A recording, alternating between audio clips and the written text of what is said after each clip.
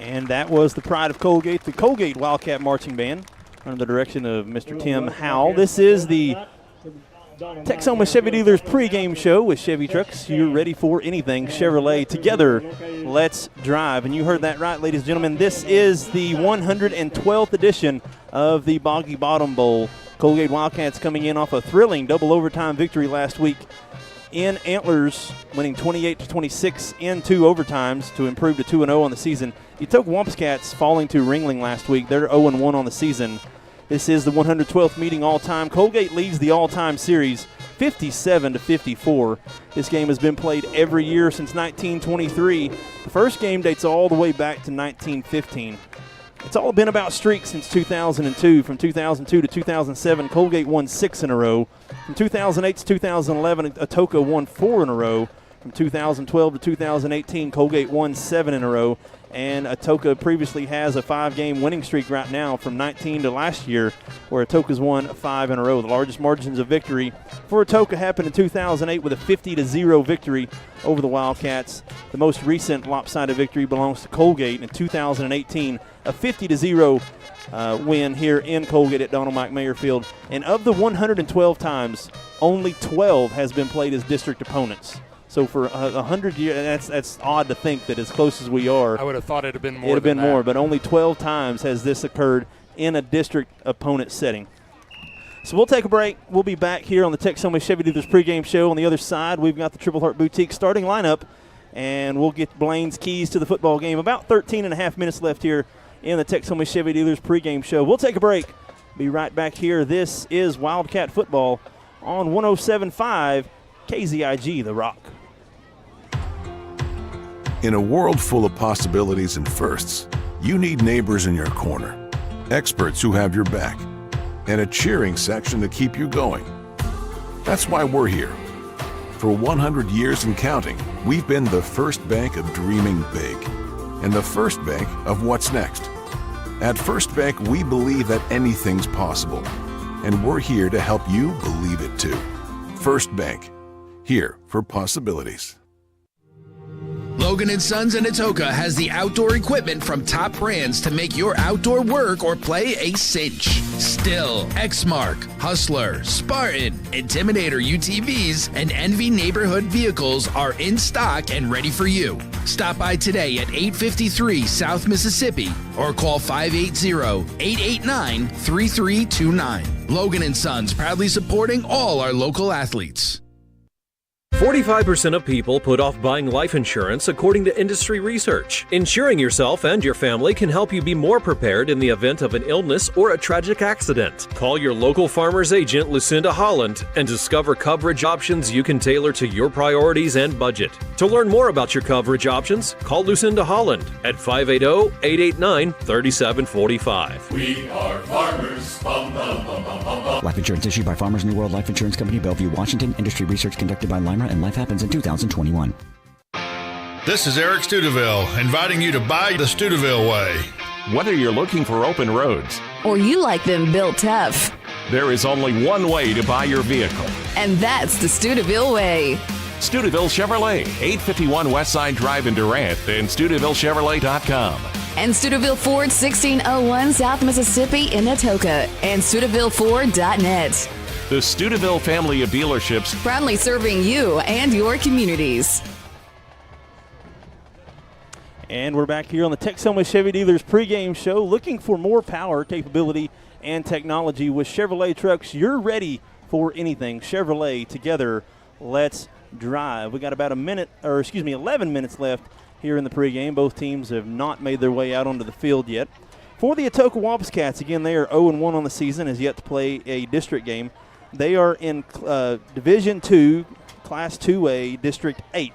So they are in the same division as the Wildcats, but they're in a different division.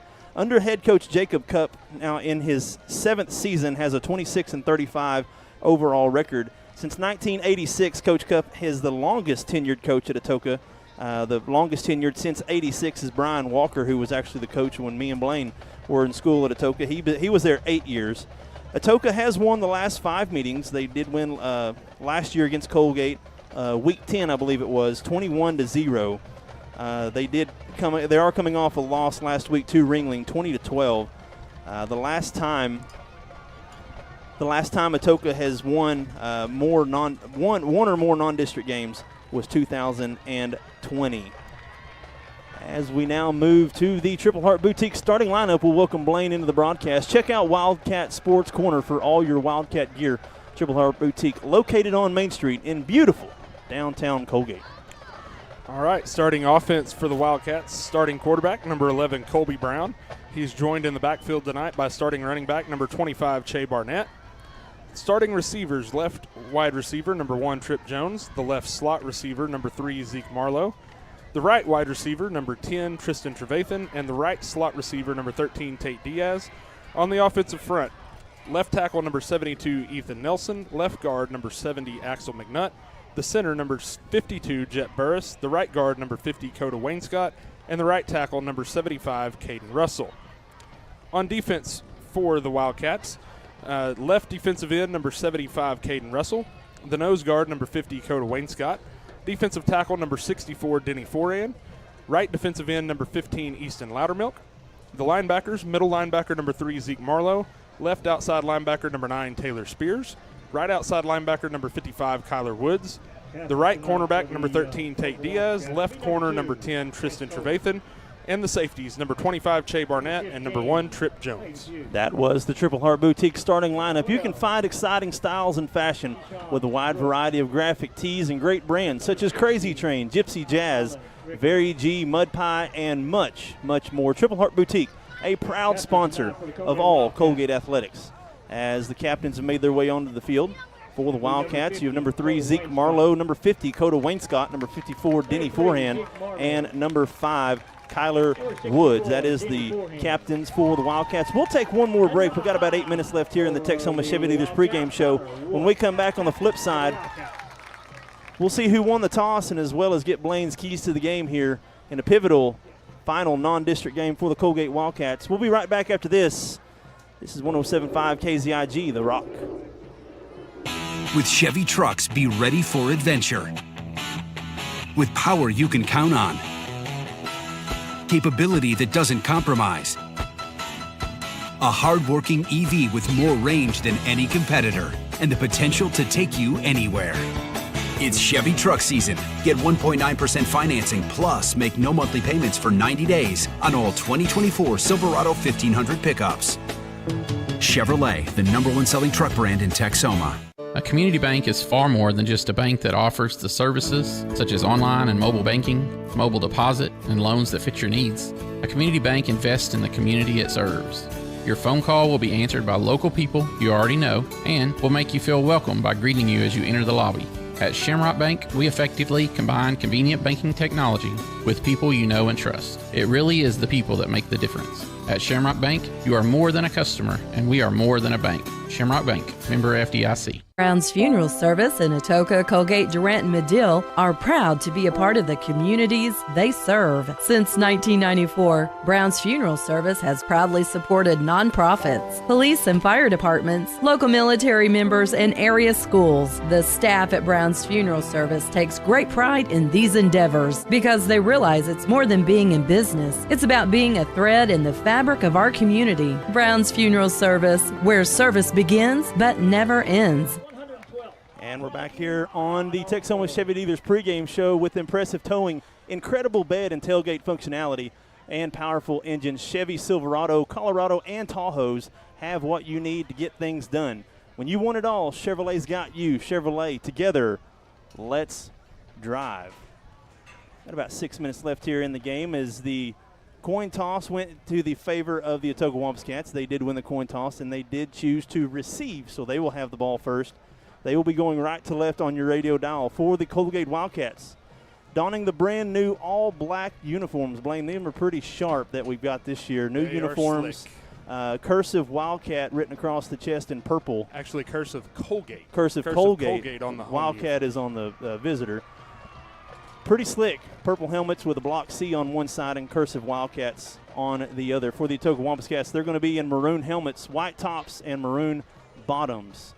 As we welcome Blaine into the broadcast, Blaine, Coalgate coming off a decisive, or not a decisive, but an exciting victory last week. How does that roll over into a performance tonight against your arch rival? You got to roll that second half performance from last week and start the game that way this week. You're going to start on defense first. Obviously, as Atoka won the toss and elected to receive, you got to come out. You got to play with a controlled aggression, I would say. You want to be real aggressive. You want to be very physical. Set the tone early as far as that is concerned. I think the big key defensively, two things. You're going to have to try to stop the run. I think Atoka's going to try to run the ball quite a bit. When they do try to pass, you got to get some pressure on the quarterback. He's not the tallest quarterback in the world. You get some pressure in his face, it's going to be hard for him to see to get the ball out. That's the key on defense. On offense, I think you want to start fast. We've started kind of slow each of the first two games offensively. Want to come out and start fast. Some of those easy, short, quick passes, get in a good rhythm offensively early and carry that through. See if you can get the running game going a little bit better than what we've run it the first couple of weeks will be a big key tonight. And obviously play clean, limit the turnovers. And that goes into my next point. An emotional game this high where emotions will probably be high. These are players that have grown up together, known each other. We're 13 miles apart. How do you keep your emotion in check when it comes time to strap on the helmets and start knocking heads? Well, like I said, it's got to be a controlled aggression. You got to play play through the whistle, play really hard, play really physical, but not continue after the whistle. You just have to really keep your mindset of one play at a time. Do your job on each and every single play, and this night's going to turn out well for you. That's what you've got to have in the back of your mind at all times is know your assignment, complete your assignment, trust the other 10 guys on the field to do their job and complete their assignment, and you do that, you're going to have a good night of football. Talking to the Atoka broadcast, we are broadcasting on 107.5 KZIG as well as YouTube. You can search at Coalgate Wildcats, where you can watch the video and the broadcast tonight. We are also on the Atoka broadcast. Atoka has their own broadcast here tonight, 102.1 KHKC, the brand, as well as I believe it's Atoka or at Wampus Cats Atoka, I believe, is their YouTube channel. So as we get ready to kick things off here, again, Coalgate will be kicking left to right on your radio dial. Game number 3 for the Wildcats, the home opener. Good turnout here for both teams. Both sides are packed, which wouldn't expect anything different here in the Boggy Bottom Bowl. Teaming up for the Wildcats will be number 23, Jet. Number 23, Jet Walkup, the freshman, is going to set to tee things off here from his own 40-yard line. And in the air, waiting the whistle, and there it is. And here we go, the 112th Boggy Bottom Bowl. Fair catch called for, tipped, and running out of bounds is number 12, just over his outstretched hand. That's Tayshawn Brooks. Yeah, a little bit of a mistake there by Atoka. Of course, you want to make sure and cover that because it's a live ball, but it looked like if he had just let it take one more bounce, it would have went out of bounds for a penalty. So fortunate break for the Wildcats. Looks like the Wampus Cats are going to start at their own 24-yard line here tonight on their first drive. That's about a 10-yard difference there. If it rolls out of bounds, they get it on the 35. Instead, they're going to take possession at their own 24-yard line. The starting quarterback tonight for the Atoka Wampus Cats going to be number 15. That's Peyton Pugh. Lined up in the backfield. Number 10, Ezekiel Brooks. That's a pitch to Brooks around the right side. Cuts back up the middle. Met and goes nowhere, back to the line of scrimmage. He had to shake off Trip Jones, who was in the backfield. No gain on the play. It'll be second down and 10. Yeah, really good first play defensively for the Wildcats. Got penetration into the backfield, and all he could do is get back to the line of scrimmage, make it second down and 10. Really nice play there to start defensively. 11:37 to go here in the first quarter. Second play of the game awaiting for the Wampus Cats. Again, who's traveling right to left on your radio dial. Pugh under center. It's an I formation. Brooks with the fullback, number 35, Tristan Coben. Pugh under center, gets a snap. Handoff. Coben, first man through, and he's mad at the line of scrimmage. I don't know that he got back to the line of scrimmage. We'll see where forward progress takes him. Looks like they're going to give him forward progress to the line of scrimmage. No gain, and it's third down and 10. Yeah, really good job by that interior of the Wildcat defensive line. Denny Foran and Coda Wainscott just being big there in the middle of that defense and clogging things up, making it tough to run between the middle.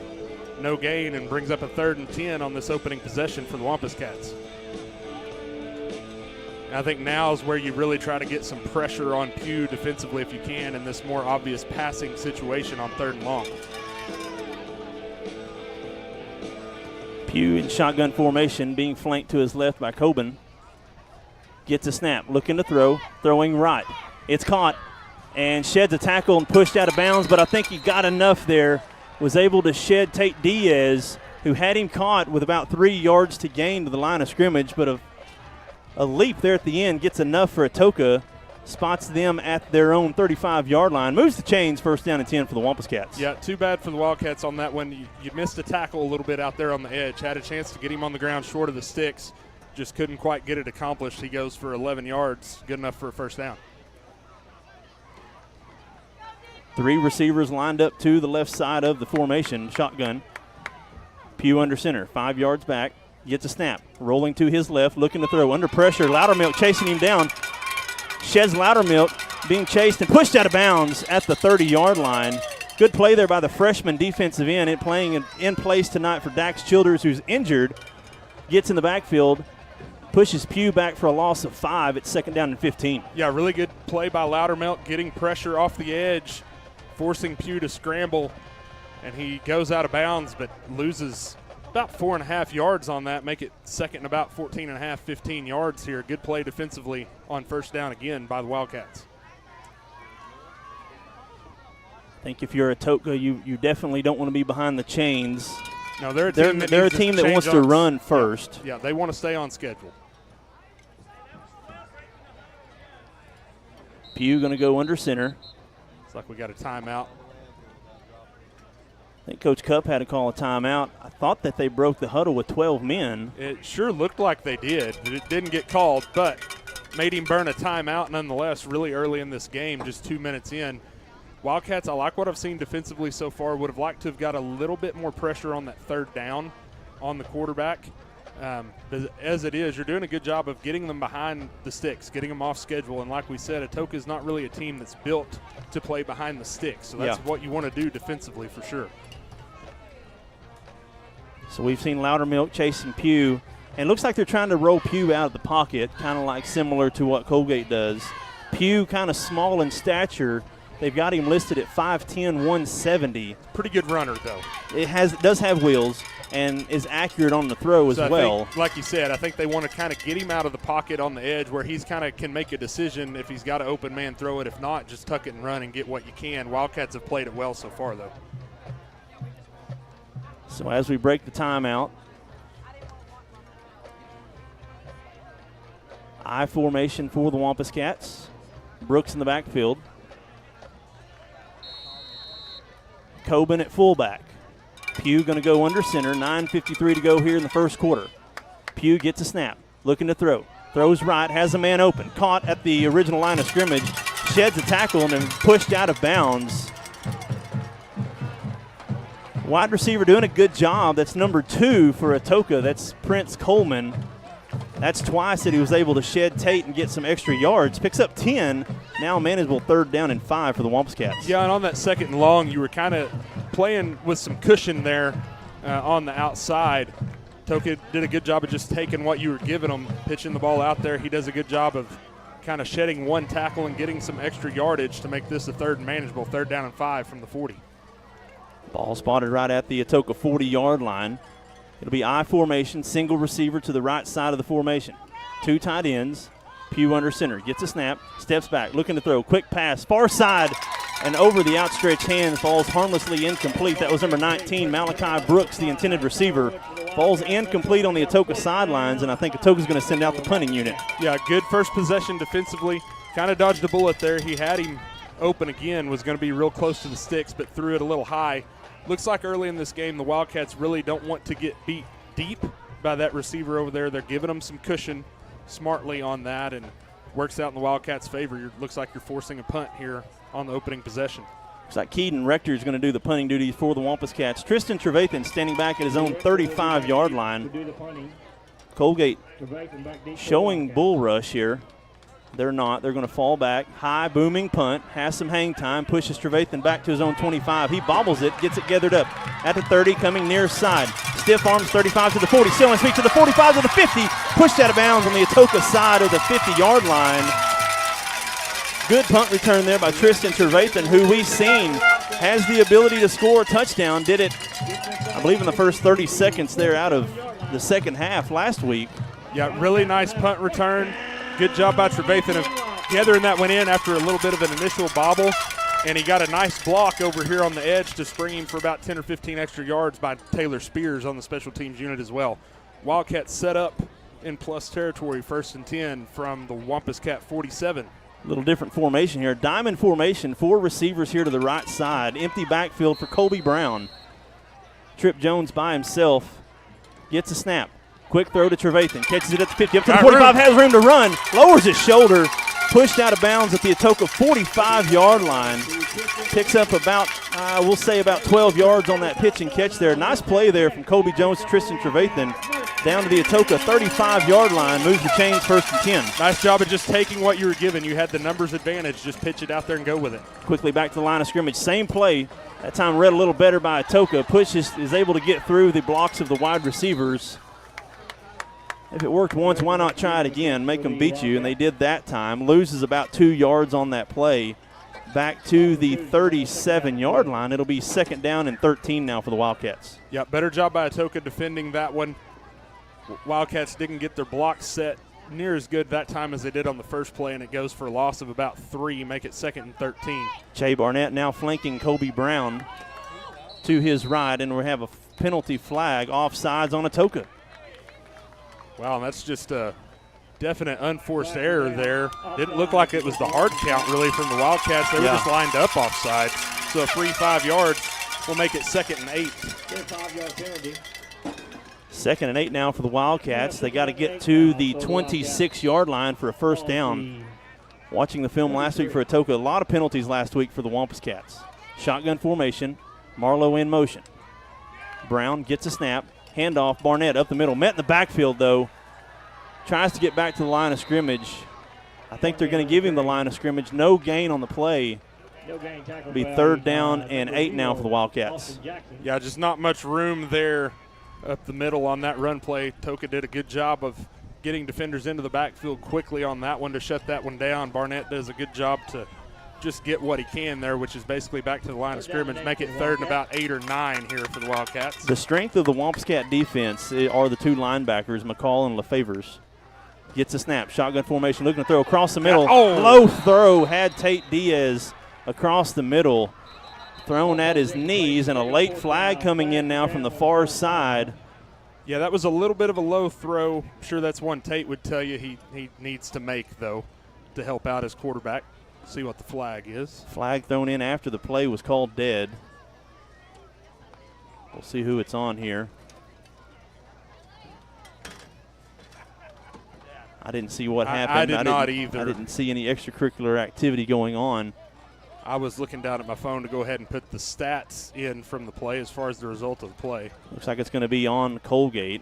Unsportsmanlike penalty on the Wildcats.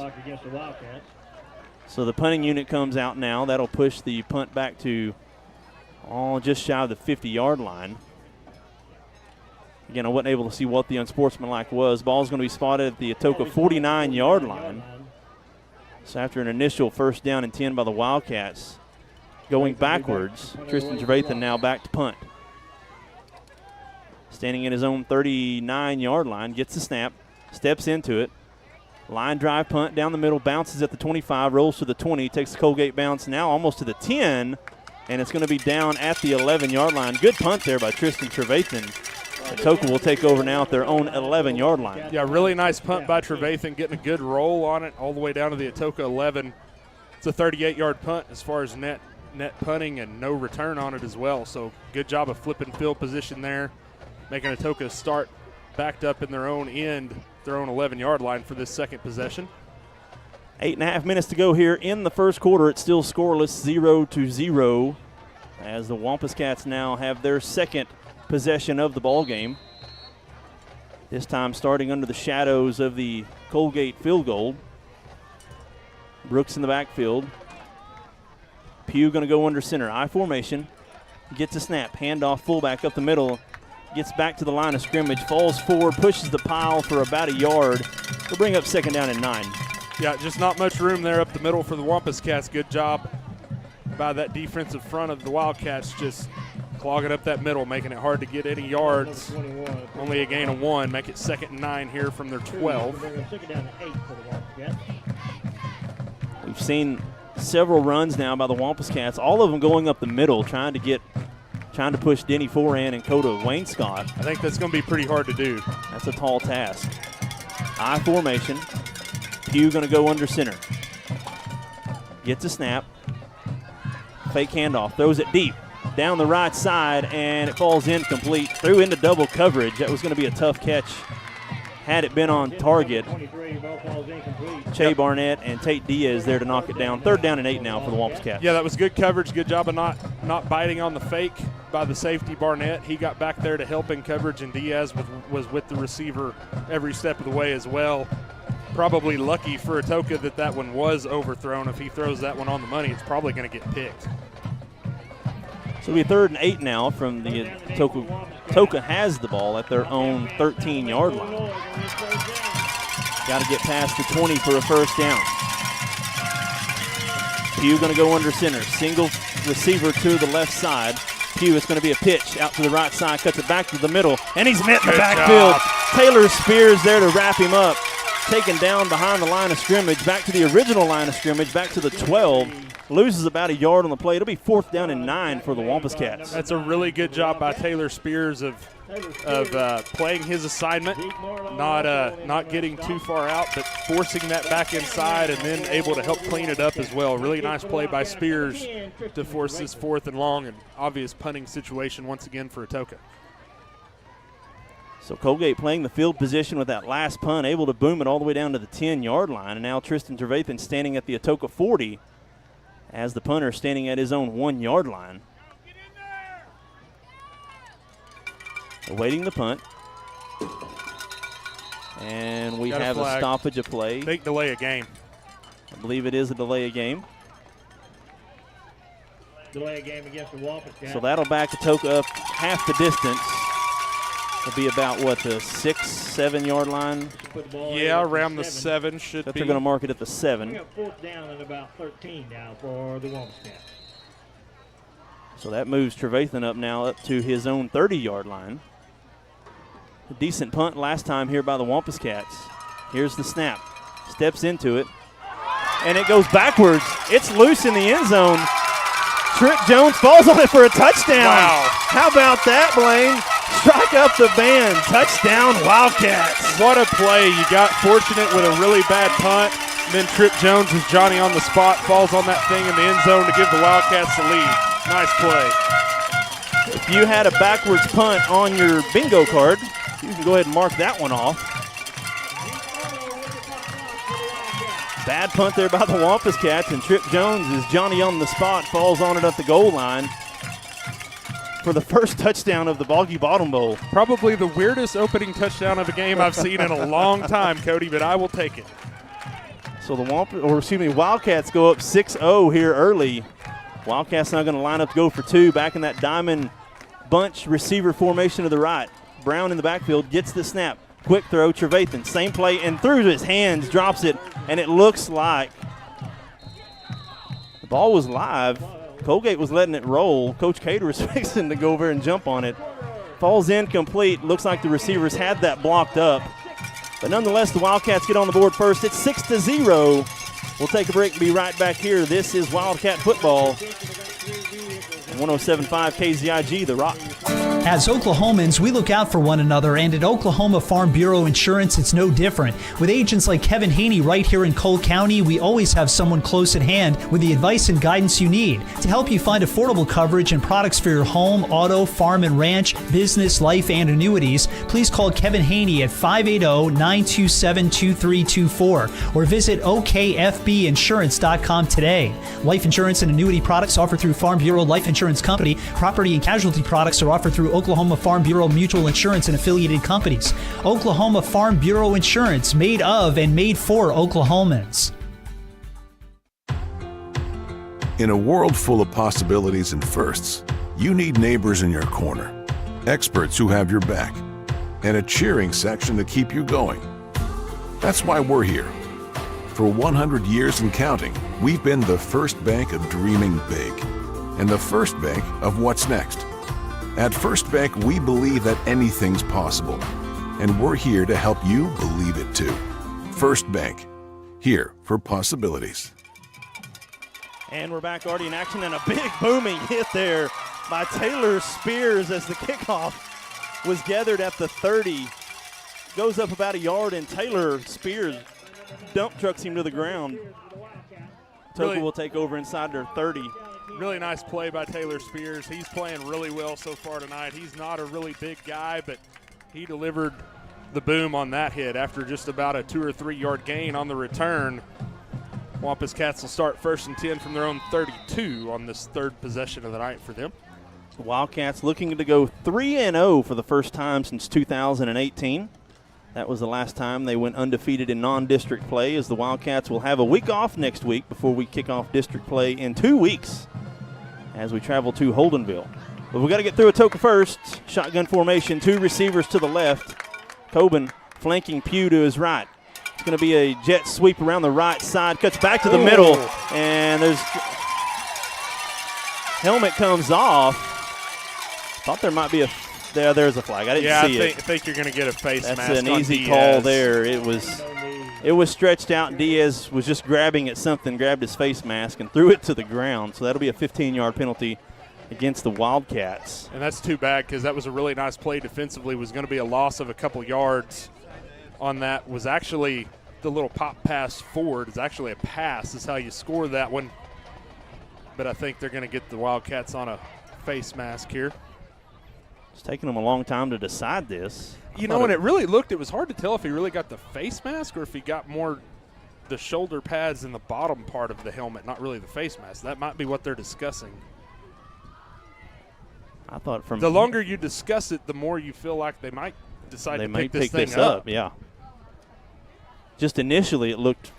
It looked odd. It looked like there was probably a face mask, but hard to tell for sure.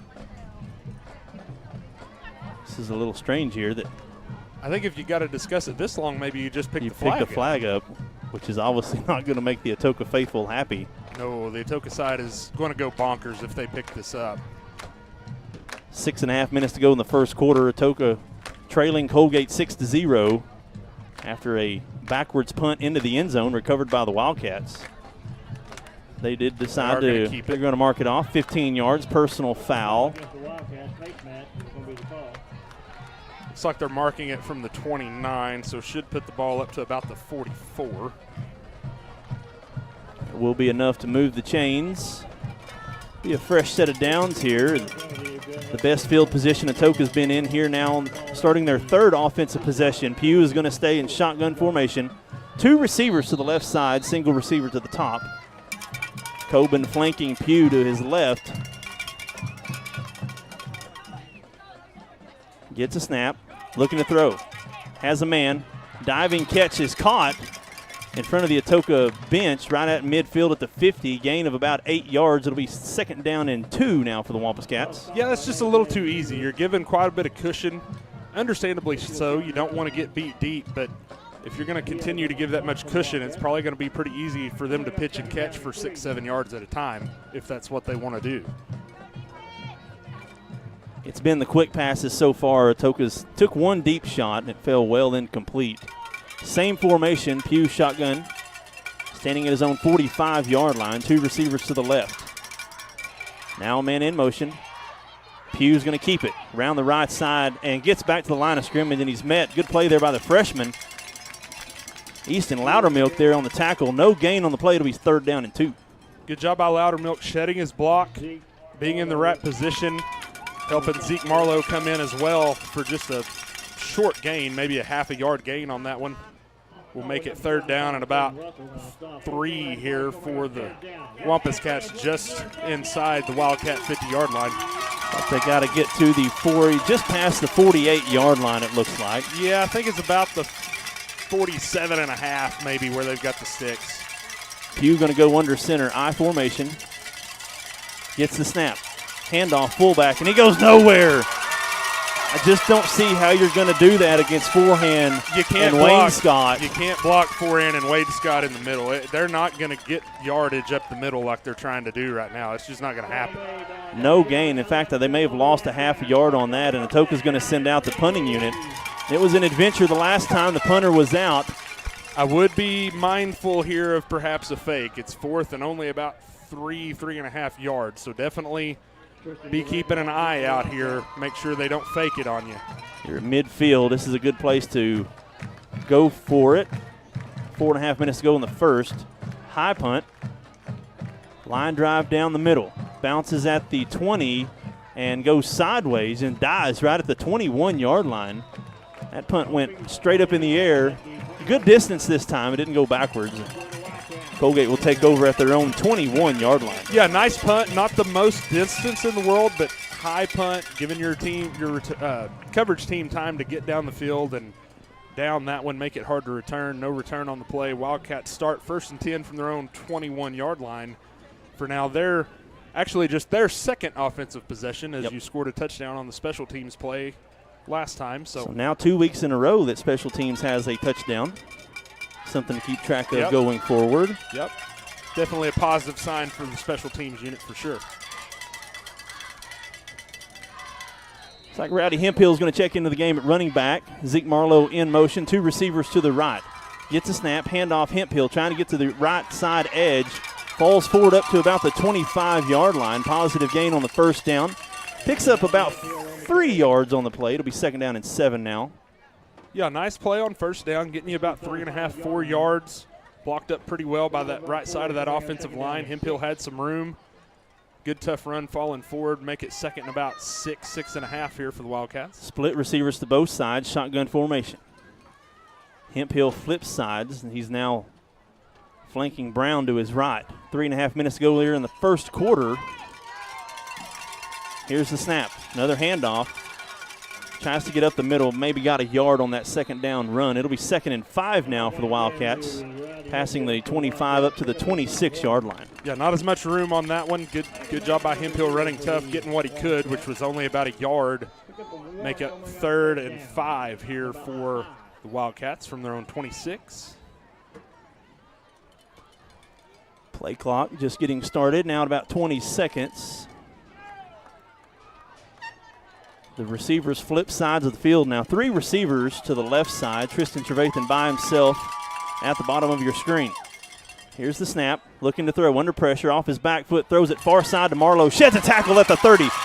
Pressing the first down up to the 35. Taken down shy of the 40. And a flag coming in. It may have a face mask here against Atoka. That's going to move the chains. Gain of about 12 or 13 yards on the play. And a flag at the end of the play. Do have a face mask. Initial call is a face mask. Face mask against Atoka. So the first down, and then they call him pass, just a 5-yard face mask. So moves it inside the 40 up to the 43-yard line. It's a good play there to shed a tackle there by Marlowe. Yeah, good play by Marlowe at the end, but good job by Colby Brown initially to hang in the pocket. He was getting a little pressure. Find Zeke Marlowe, his one-on-one matchup there on the left side and kind of in the flat, and Marlowe did a good job of shedding a tackler and getting the yardage he needed for the first down. Nice play. Marlowe's 3rd reception of the season. 2 receivers to the right. Brown gets a snap, handoff, Hemphill. Crossing, lowers the shoulder and pushes the pile, crossing the 45 up to the 46. Gets a few yards on that first down run. It'll be 2nd down and 8 now for the Wildcats. Yeah, not a lot of room, but good job of getting about 3 there on first down, making it a 2nd and more manageable here. 2nd and about 7.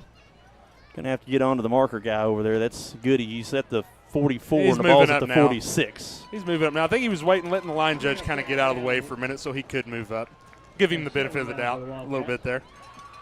Ball spotted at the 46. It's 2nd down and 7 for the Wildcats. 2 receivers to the right side.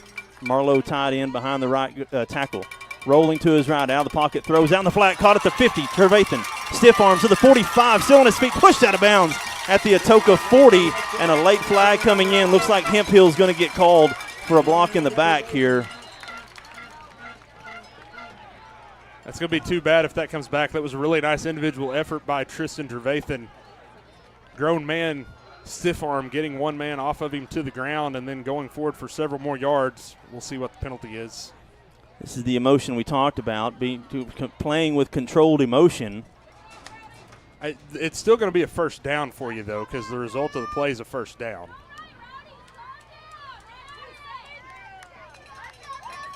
I think it's just a block in the back. I don't think it's a personal foul because it was during the play. I think it was a block in the back. I don't. Yeah, we'll see how they call it here. I didn't see it initially when it happened. I was watching the action with Trevathan. It's after the play. Personal foul. They are going to get personal foul against Hemphill. So that'll almost wipe away the. But because you got a first down, it should still be a 1st and 10. It should be a first down at the. It's going to be a 1st and 10, but you're not going to have the field position you would have had, I believe. It should just move the ball about 5 yards.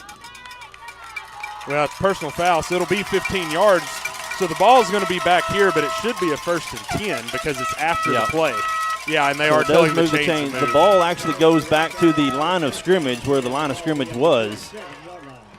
So it was more down. All that you gained there was you gained a first down. Right. No yards, first down. So 3 receivers now to the left side. As we do have a stoppage of play again, the officials I think Coach Cater asked him a question.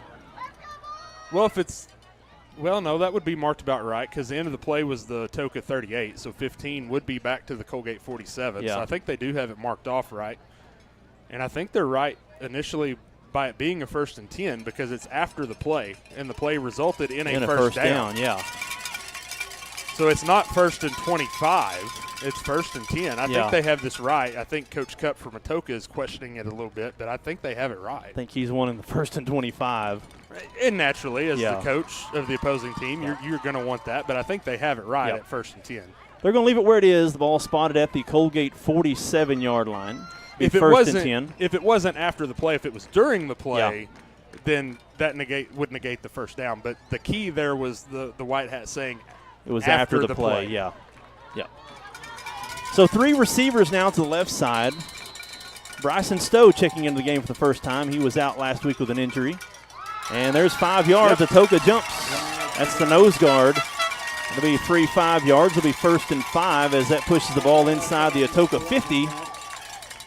First one of those tonight. So far on the season, the Wildcats have averaged, I'd say, about 3 or 4 of those per night, drawing the opposing team off sides. 1:42 to go here in the first quarter. Wildcats lead 6-0. Ball now moved inside the 50 to the Atoka 48-yard line. 1st and only 5 now after that penalty. Same formation. Stowe now to Brown's right. Shotgun. Gets a snap, looking to throw. Has time, steps up. Got the double move. Down the right side and going up, and it's intercepted. Nice play there by the safety. He just went up and got it. That was number 9 on the – that's Kaiser Mullins on that interception. He just went up and took it away from Trevathan. Mullins with some size on that safety position. Some size, and I think that's one Colby Brown's going to want back. He had Trevathan open. He just hung that one up a little too much, put a little bit too much touch on that one. Needed to be a little bit more line drive to get that one fit into that window to Trevathan. It was a really nice double move on the route to get open. Just need a little better throw on that one from Colby Brown. That'll be Brown's 3rd interception of the season. Brown with 6 touchdowns and now 3 interceptions as Atoka will take over now. Looks like about their own 22-yard line. Shotgun formation, Pugh in the backfield. Running a player on late. They only had 10 men on the field, I believe. I formation. Pugh goes under center, gets the snap, looking to throw. Has time, steps up, throws it deep down the far side, and it's going to be a pass interference. Looks like that was Che Barnett who went up and kind of shoulder checked the receiver, who I think had room to run. He may have been able to catch that ball. Yeah, that's one that you're kind of okay with. You know, ideally you would have liked Barnett to be able to get his head turned around and make a play on the ball, but like you said, looked like he had a step. The Wampus Cat receiver had a step, so not the end of the world to commit a pass interference there. Better than giving up a long touchdown pass, for sure. There's a pretty ball thrown there by Pugh. So instead of Atoka potentially catching it inside of Coalgate territory, they now move the ball 15 yards up to the 36 of Atoka.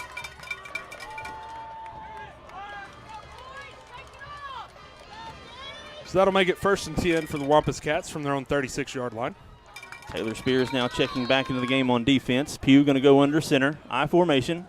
Gets a snap. Handoff. Sheds a tackle now back to the middle, up to the 40. And he's pushed backwards. Looks like number 5, Kyler Woods on the tackle.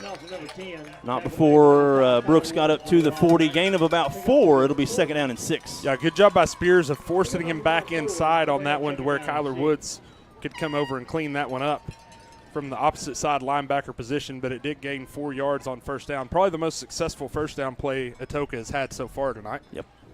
Make it 2nd and 6 from their own 40. Game clock now inside of a minute here in the first quarter. Play clock at 10. Pugh goes under center, I formation.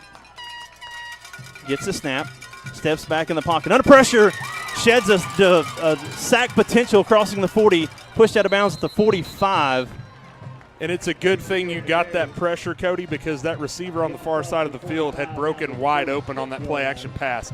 If you don't get that pressure in the backfield, that might have been 6 for Atoka. So I think he's just shy of the first down, looks like. They are moving Yeah, the they're going to move the chains. All the passes tonight for Pugh have been on the right side. He hasn't thrown anything to the left side of the formation. Something to note there.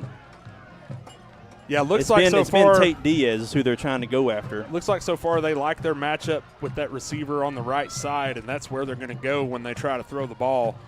Good job by the Wildcats of getting that pressure that time. You gave up the first down run, but could have been much, much worse. Ball spotted now at the Atoka 46-yard line. Gets a snap, handoff, fullback, crossing the 50. Now inside the Coalgate territory, they're going to mark him at the 49-yard line. That's a good gain, good positive gain there on first down for Atoka. Picks up about 6 yards on that run. It'll be 2nd and 4 now. Yeah, most room they've had up the middle so far tonight. Been pretty tough sledding for them so far, trying to run against Foran and Wayne Scott up the middle. Got a little bit better push on that one for about 5 yards on first down. Atoka does not have to run a play if they don't want to. Game clock now at 10 seconds. I think that's what Pugh's telling him. He's going to go under center, though. They're going to run a play. Here's a snap, handoff, running back, cuts back up the middle, right into the arms of Coda Wainscott, pushes the pile, falls forward for positive yards, marks him shy of the 45 to the 47. It'll be 3rd down and about 2 now coming up when we come back to start the second quarter. The Wildcats lead 6-0. We'll take a break from Donald Mike Mayer Field. This is the 112th edition of the Boggy Bottom Bowl. We'll be back. This is Wildcat Football on YouTube. Looking for the perfect outfit or a unique gift? Visit Triple Heart Boutique. The latest trends in women and children's clothing, stylish accessories, and charming decor. Show your team pride with their exclusive Spirit Wear collection. Need an energy boost? Stop by for one of their refreshing teas and stay glowing all year long with their tanning and red light beds. Open Tuesday through Friday from 6 to 6 and Saturday 10 till 2. Visit Triple Heart Boutique at 117 North Main Street in Coalgate. My name is Dr. Matt Holcomb. I'm the owner of Custom Dental of Atoka. We pride ourselves to always being up to date with the newest in technology in dentistry. Have you ever wondered what it would take to have that smile you've always dreamed of?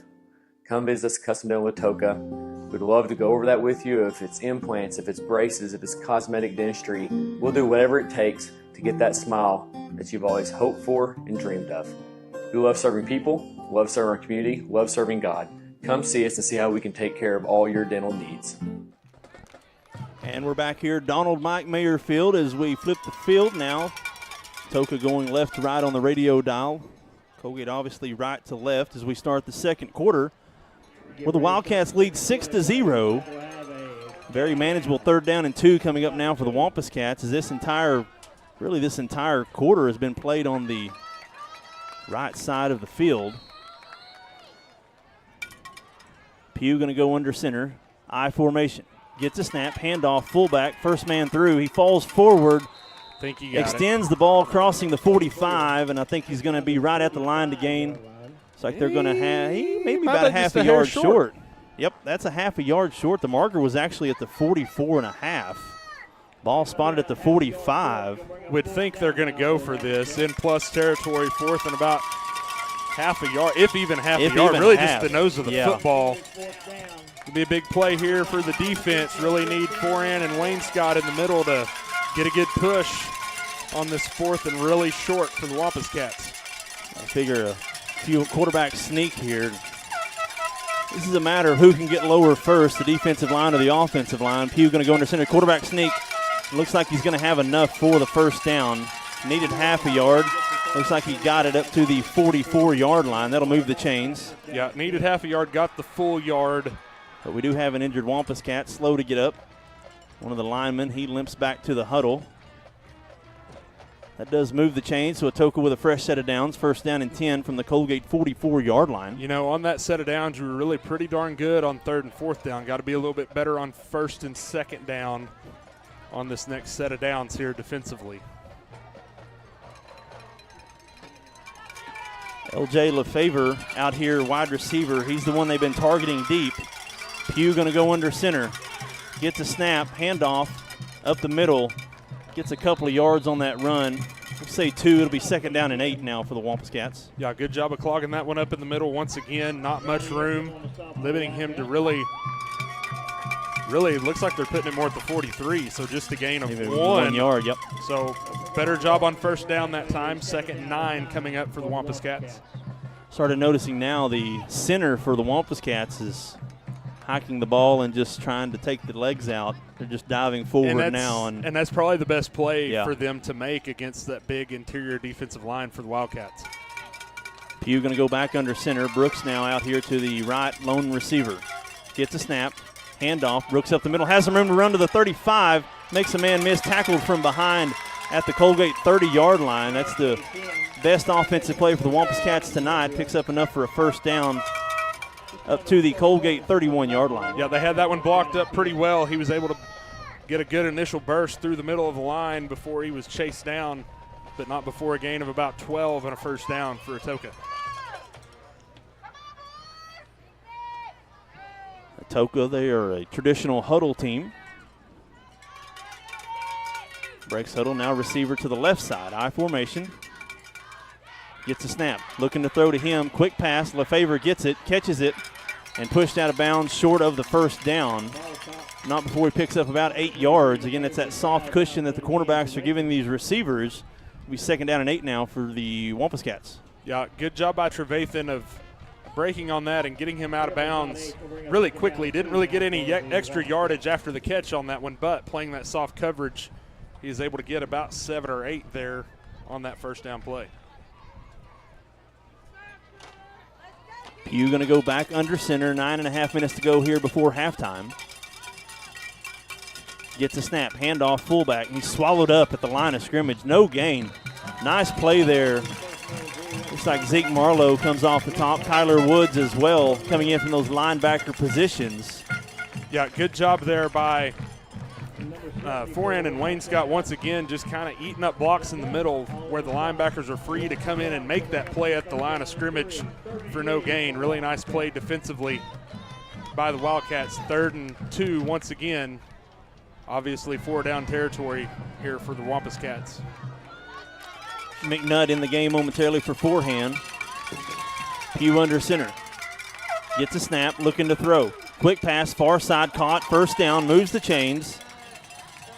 Forward progress just shy of the 15 up to the 14-yard line. Wildcats really respecting these receivers on the outside. Yeah, you don't want to get beat deep, but I think as this game wears on, you're going to have to roll those corners up and play a little bit tighter coverage than what you're playing right now. It's just a little bit too easy of pitch and catch for the Wampus Cats at the moment for 6-7 yards at a time. Quarterback hasn't felt pressure. It's been quick passes for Pugh tonight and the Wampus Cats. Pugh going to go under center. Trevathan now lining up on the receiver, kind of bodying up to him. Handoff, running back around the far side up to the 15. Got maybe a yard or 2 on the play. Positive 1st down run. Looks like they're going to give him inside the 15, about the 14-yard line. Yeah, good stop there by Rowdy Hemphill after initial gain of about 3, and I noticed the same thing you did, Cody. It looked like Trevathan tightened up that coverage a little bit tighter on that play. And you can afford to do that a little more the closer into your own goal line you get. You're going to play a little tighter naturally probably on the corners. Now they flip receiver to the right side. Pugh under center. Gets snapped, same play. It's going to be a throw back to the corner of the end zone and incomplete. Pass broken up by Tate Diaz. Yeah, that's a good play by Diaz. He did a good job in coverage there, not committing pass interference, but yet getting in there just as the ball arrived to break that one up. Good coverage by Diaz. Falls incomplete. Now 3rd down and 7 coming up for the Wampus Cats as LeFavor checks back into the ball game. Ball spotted at the Coalgate 15-yard line. This is the deepest the Wampus Cats have been in Coalgate territory all night. Another quick pass. Back of the end zone and well over the head of anybody. Thrown toward the chain link fence, installed at the back of the goal post. Falls incomplete. It'll be 4th and 7. Yeah, good coverage on the back end once again by the Wildcats. Initial defender was there as well as Shea Barnett from his safety position. Looks like we're going to have a timeout here by the Wampus Cats. before this Cats fourth down play. are going to call a timeout. We'll leave it right here. 8:01 to go here in the second quarter. Will the Wildcats score off another special teams play 2 weeks in a row with a blocked punt recovered in the end zone for the Wildcats. They have a 6-0 lead. But the Wampus Cats are threatening. It's now 4th down and about 8. Yeah, it's been a good drive by the Wampus Cats. They've been able to stay on schedule for the most part until this set of downs right here. Now you've got them kind of where you want them. You had them in a 3rd and long, obvious passing situation. Now obviously a 4th and long coming up.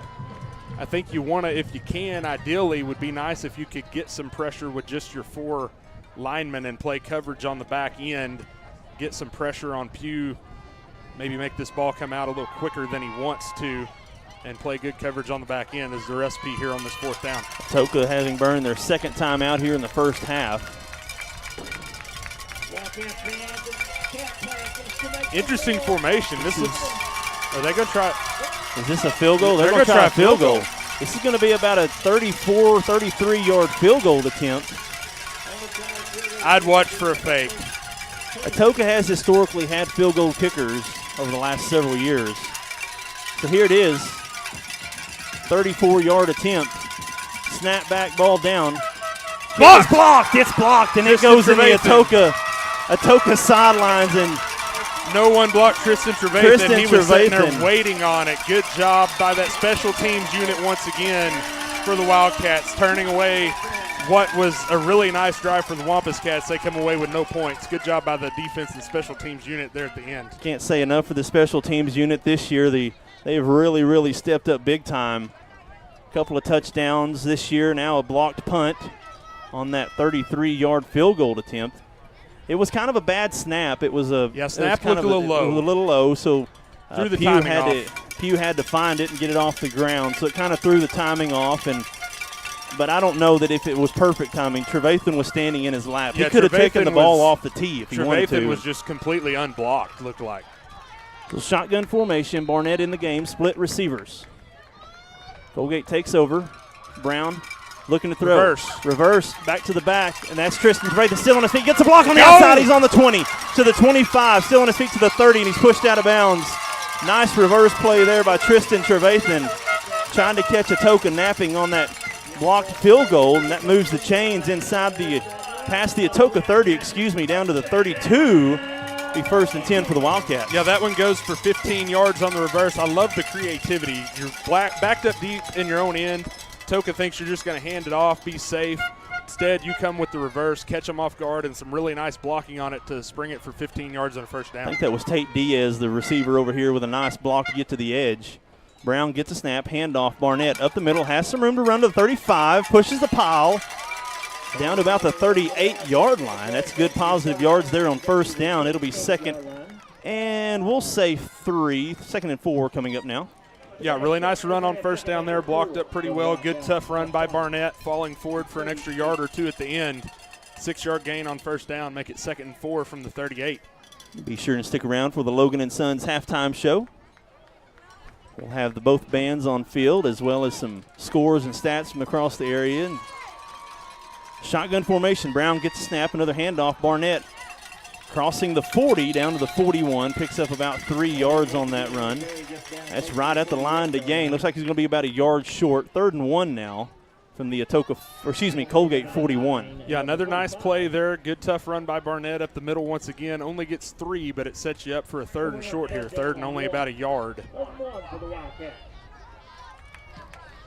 2 receivers to the right. Jones by himself at the bottom of the screen. Still plenty of time on the play clock. Atoka giving about 10 yards cushion here to the receivers. Barnett still in the game. Gets a snap. Handoff Barnett. Has the 1st down, crossing the 45 to the 50. Tripped up right at midfield at the 50-yard line. Moves the chains. That's about a 10-yard gain there by Che Barnett. And don't look now, but what you haven't been able to do so far this year is run up the middle, and you're doing it really well. Those last 3 plays, all up the middle runs with Barnett for a total of about 18 yards and a 1st down. Really nice running right there for the Wildcats. Same formation. Another handoff. Nope, quick pass. Jones catches it at the 45. Got a flag. That's where he's taken down. Looks like it's going to be a face mask here on the cornerback. Jones with the catch initially, picks up about 7 yards on that first down pass play. Kind of an awkward tackle. It looked like it was a face mask from here. Personal foul, face mask, and they're going to attack 15 yards onto that. Yeah, good play, just taking what the defense gives you. Good job on that RPO by Colby Brown, pulling it out of the belly of the running back Barnett and throwing it out quickly to Trip Jones. They were giving him a lot of cushion, and he made it about 7 yards on the play and then tack on 15 more from the face mask all the way down to the Atoka 28. Jones with his 6th reception of the season. The freshman still trying to take the high school football game in. They're really going slow with him, really relying on Diaz and Trevathan. He's going to be a really good player, though. Yep. He's got a lot of skill. Yep. Same formation. Barnett in the game, flanking Brown to his right. It's going to be a pass. Steps up, throws across the middle. Caught Diaz at the 20 to the 15. Sheds a tackle and taken down at the 10-yard line. It's going to be 1st and goal for the Wildcats. Really nice play there. Diaz on that right side slot just runs the little slant over the middle. Brown does a good job of finding him, and he makes some extra yards out of after the play. Makes one man miss, drags another all the way down just outside the 10-yard line, about the 10.5 for another 1st and 10. This drive started with a blocked punt. Wildcats trying to make Atoka pay for it. Shotgun formation, gets a snap, handoff, no throw. Jones caught at the 5, sheds a tackle, strike up the band. Touchdown, Trip Legend Jones. Touchdown, Wildcats. Really nice play by Jones. Once again, just taking what the defense gives you, pulling the ball out on that RPO. They're giving Jones a lot of cushion, and then he makes a man miss at about the 5-yard line and takes it into the end zone for the Wildcat touchdown. About an 11-yard strike from Brown to Trip Jones for the first offensive touchdown of the night. I want to say congratulations to Jones. His first high school football touchdown reception happens in the Boggy Bottom Bowl. Atoka, Coalgate going to go wishbone here on the 2-point conversion. Handoff, Hemphill over his shoulder. He got it. 2-point conversion good, and the Wildcats extend the lead now 14-0 here halfway through the second quarter. We'll take a break. Be right back here. This is Wildcat football on 107.5 KZIG, The Rock. Logan & Sons in Atoka has the outdoor equipment from top brands to make your outdoor work or play a cinch.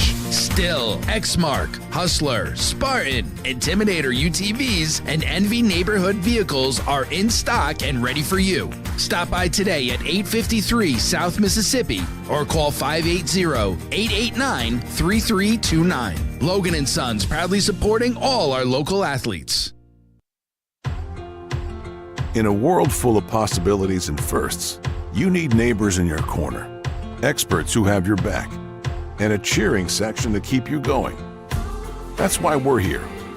For 100 years and counting, we've been the first bank of dreaming big and the first bank of what's next. At First Bank, we believe that anything's possible, and we're here to help you believe it too. First Bank, here for possibilities.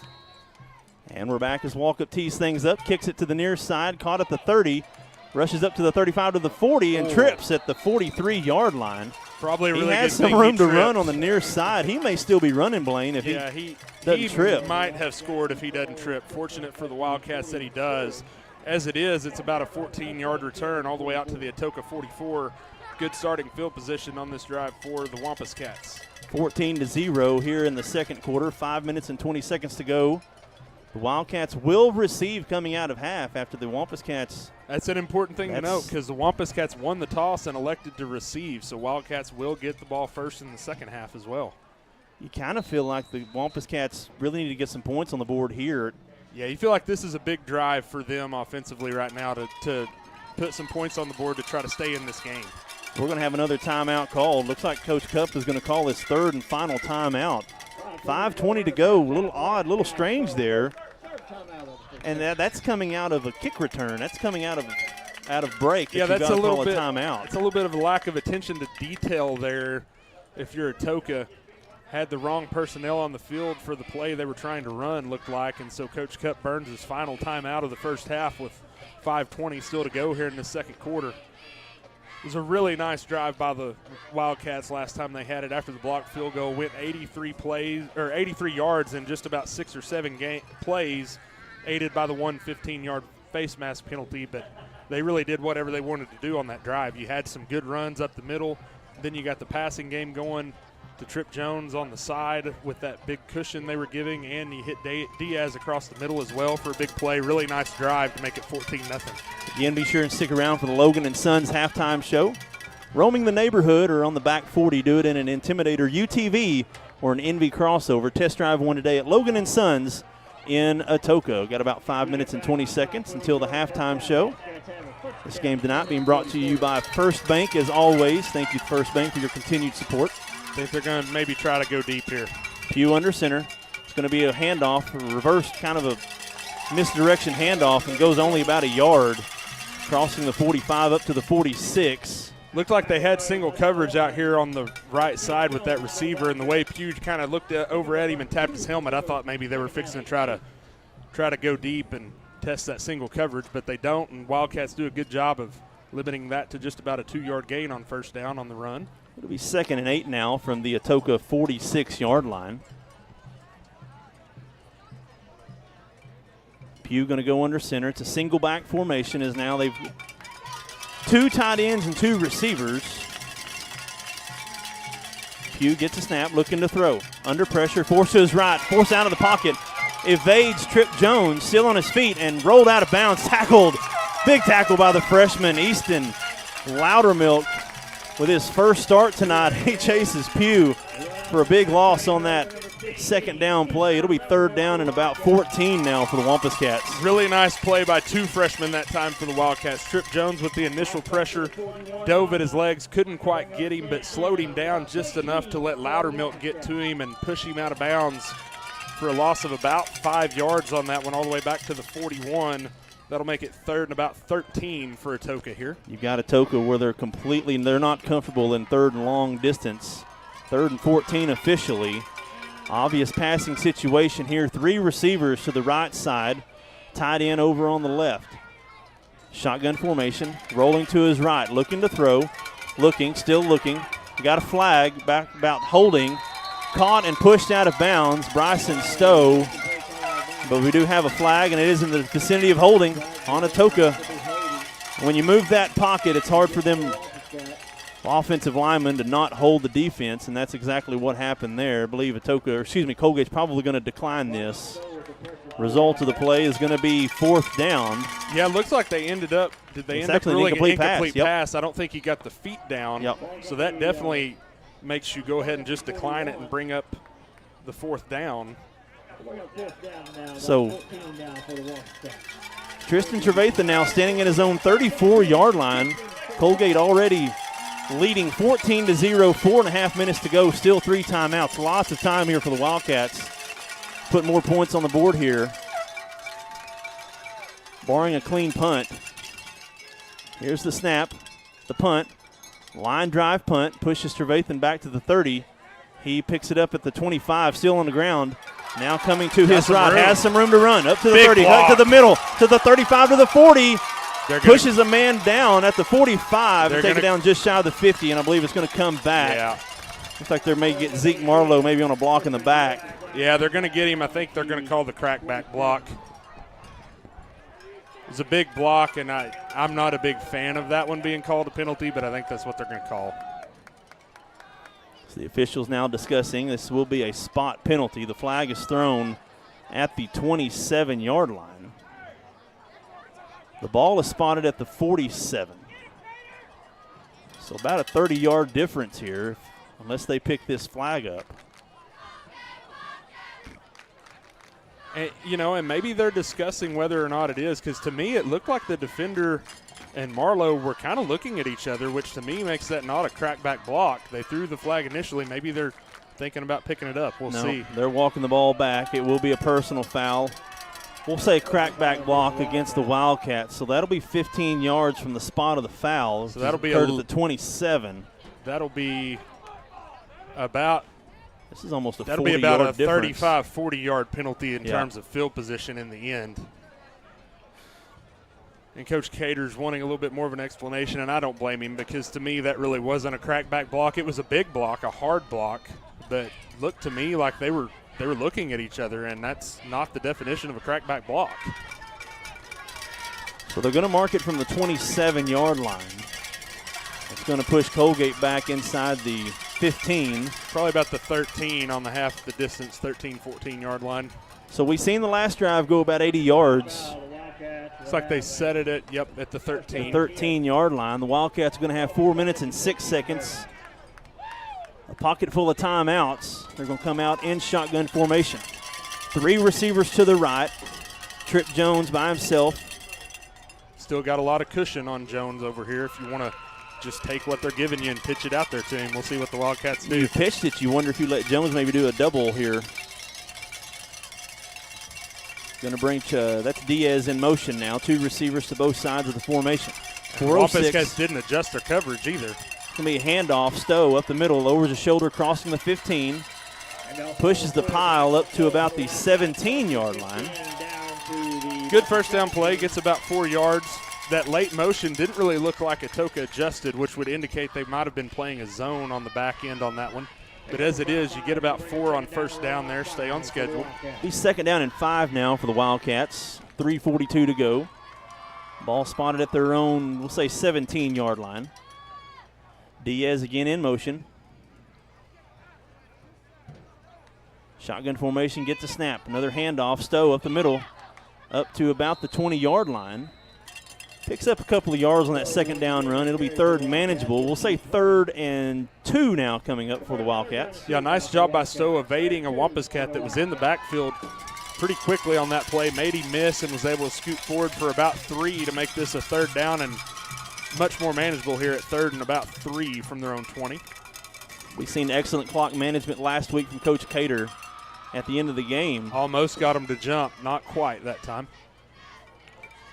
Game clock now inside 3 minutes. Still 10 on the play clock.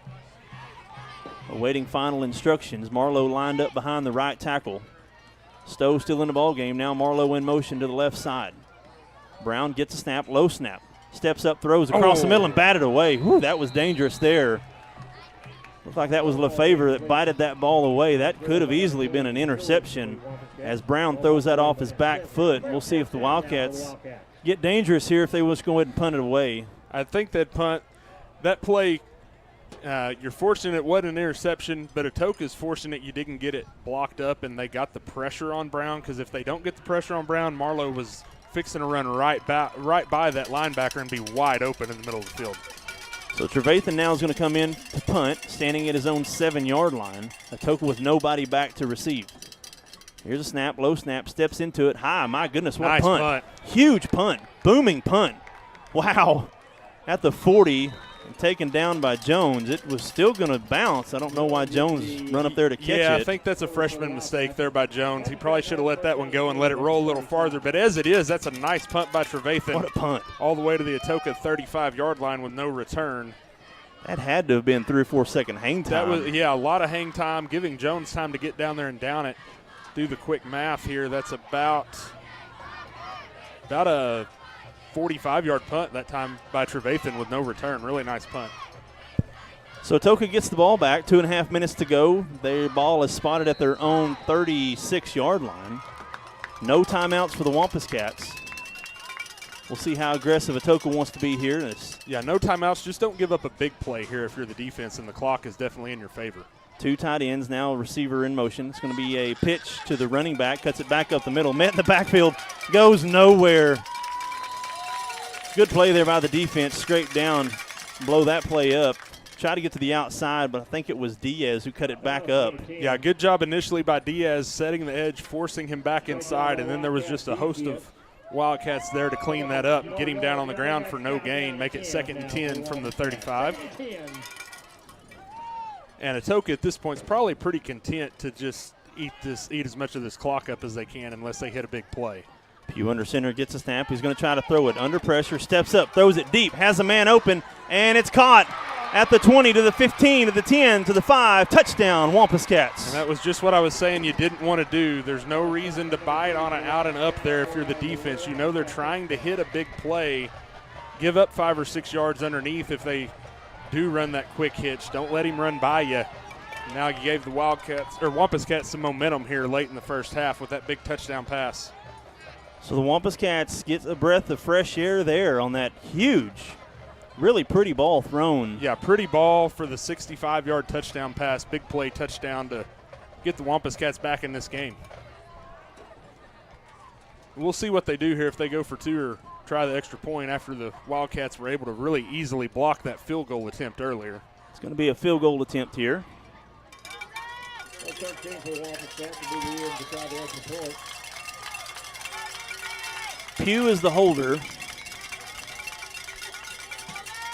Here's the extra point. Snap back, ball down. Kick on the way. The kick is up, and the kick is good. So the Wampus Cats get on the board with 1:47 seconds to go. It's 14-7 now in favor of the Wildcats. We'll take a break and be right back here. This is Wildcat football on 107.5 KZIG, The Rock. The RX shop is now under new ownership. Jason and Sedana Lanig and their 2 daughters are longtime residents of Caney and are looking forward to continuing the same great service for you and your family. They're excited for this opportunity to serve our community and invite you to let them help you with your healthcare needs. Call 580-889-3331, 580-889-3331, or come by 872 West 13th Street in Atoka. RX Shop thanks you for shopping local. With Chevy trucks, be ready for adventure. With power you can count on. Capability that doesn't compromise. A hard-working EV with more range than any competitor and the potential to take you anywhere. It's Chevy truck season. Get 1.9% financing plus make no monthly payments for 90 days on all 2024 Silverado 1500 pickups. Chevrolet, the #1 selling truck brand in Texoma.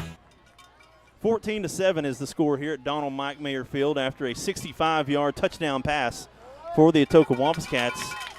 Pulls them within 7 now. 1:47 to go, awaiting the kickoff here. Here's the kick, line drive kick. And blown dead. Blown dead. I don't see any flags anywhere. I think Wildcats called a timeout right before the kick. It's like Trevathan is kind of holding, had to take his helmet off. Yeah, Coach Cater called the timeout.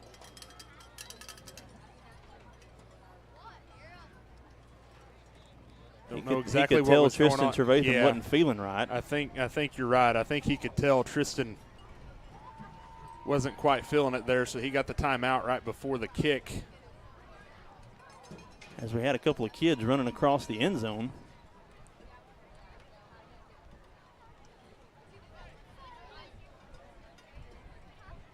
Kind of a weird deal, you know. You're just back there waiting for the kick. Really, not really much going on. Trevathan looks like he's being struggling helped off a little the field, bit here. Yeah, you hate to see that. Definitely hate to see that. One of your best players struggling here with something. His trainer Aaron Blue is looking at him now, working on him. As it is, looks like they'll put Diaz back there now, and we'll kick off again. We'll hope Trevathan's okay. He'll probably get a breather here for the last 1:47 before halftime.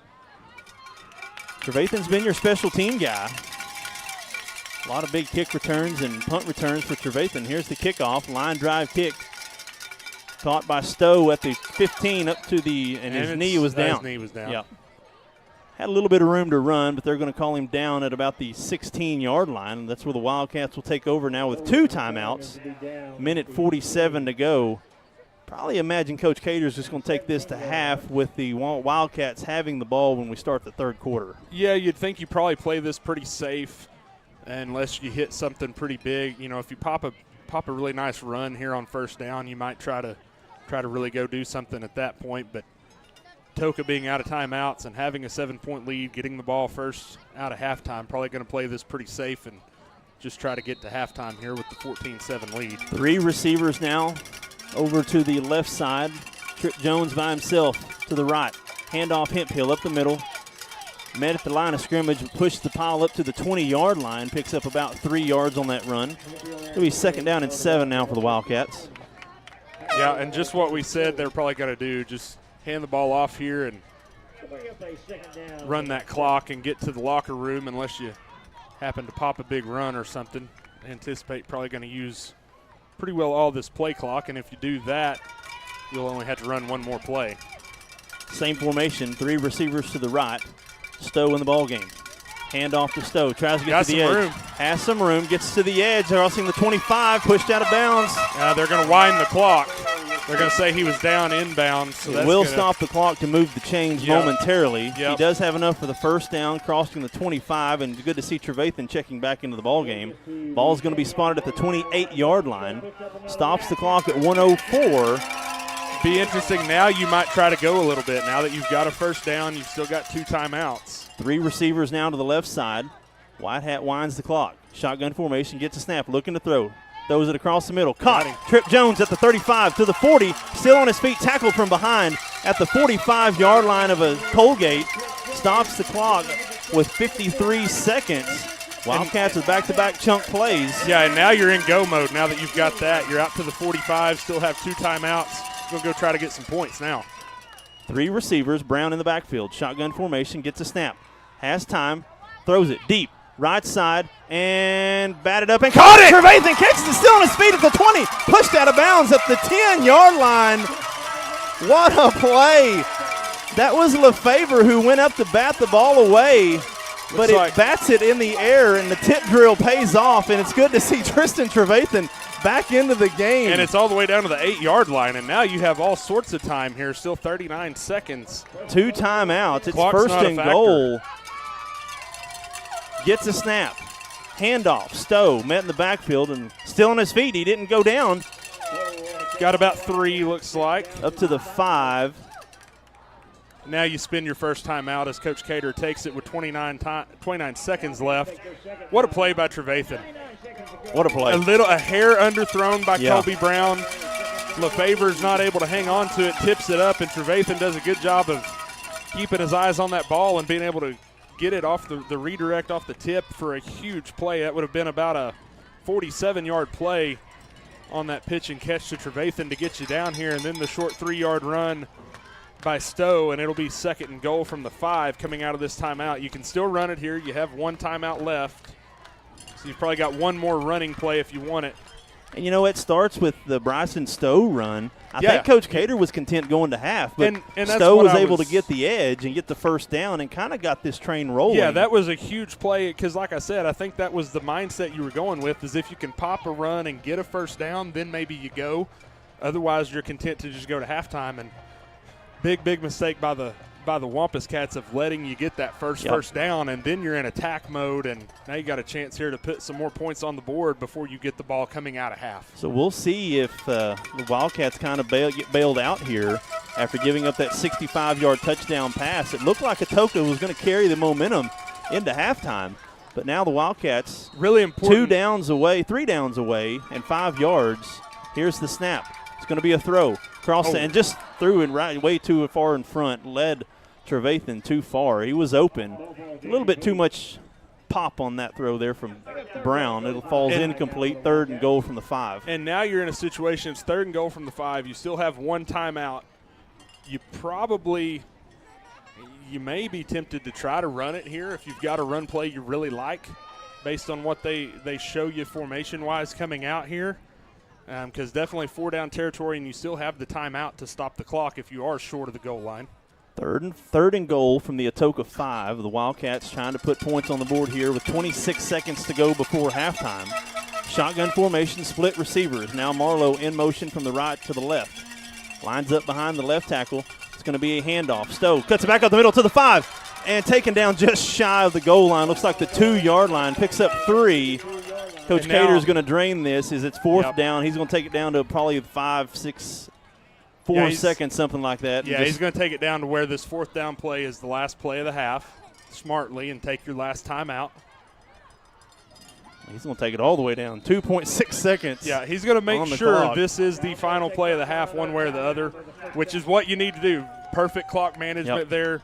Drain this down to where this 4th down play from the 2 is the final play of the half. You either score and go to the locker room up 2 touchdowns, or you don't get in and you go in still up a touchdown, getting the ball first out of half. So really good clock management.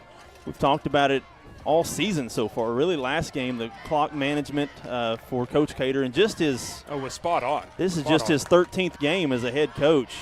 Did play starting quarterback in college for Southeastern, so does have some clock management experience. But it's been perfect time management for Coach Cater. There's nothing you can second guess about the way he's managed the clock so far this year. It's been very spot on.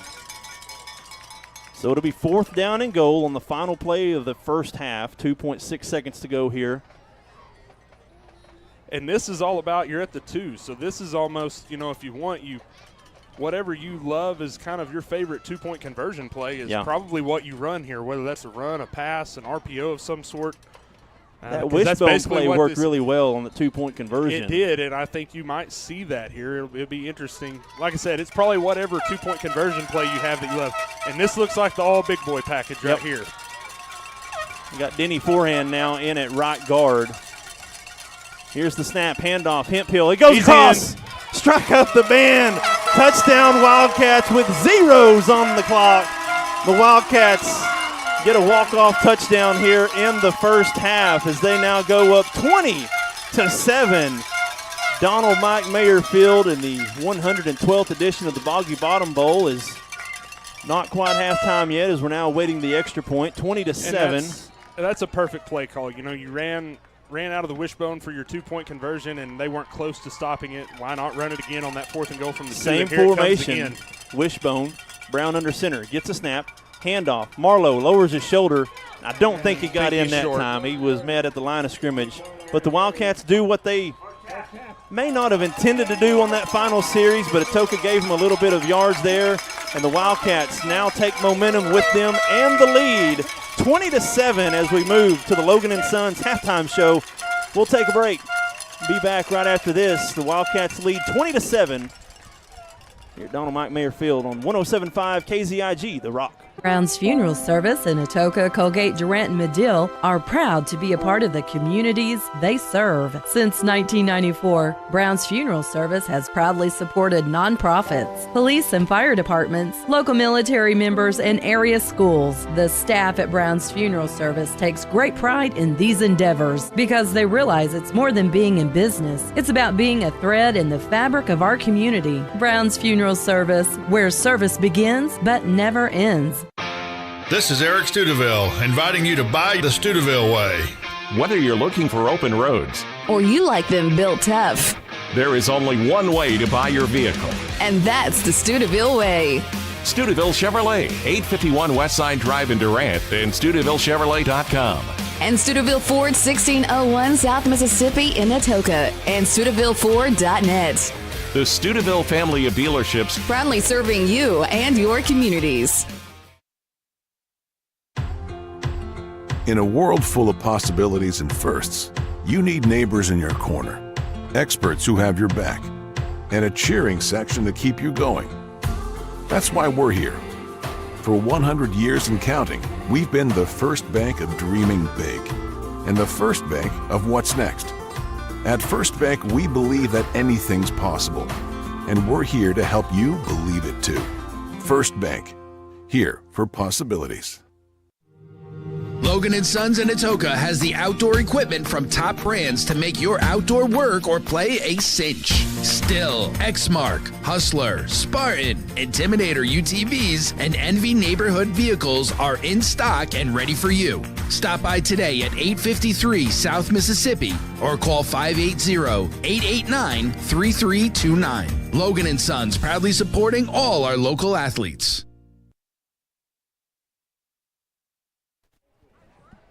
And we're back here at halftime. Donald Mike Mayer Field of the Boggy Bottom Bowl, where the Wildcats score a walk-off touchdown with no time on the clock, 20-7 here at halftime on the Logan & Sons halftime show. Whether taking on large commercial landscapes or your own backyard, trust Logan & Son with a full line of Steel, Hustler, Exmart, and Spartan outdoor power equipment. Follow Logan & Son on Facebook for more information. It's 20-7. As we're awaiting the bands to make their way onto the field, it looks like Coalgate's going to go first. I'm not sure if Atoka's going to do a march tonight or not, but we will definitely step aside when Coalgate starts to play. As Blaine told me a stat here at halftime that it's been a long time since had anything like this. Yeah, Wildcats, 206 yards of total offense in the first half. Really good first half offensively. 17 rushes for 71 yards, 9 of 14 throwing the ball for 135 yards, 1 touchdown, 1 interception. Some quick individual stats. Trip Jones, 3 catches, 35 yards, a touchdown. Trevathan, 4 catches for 72. Diaz, 1 for 17, but it was a big one.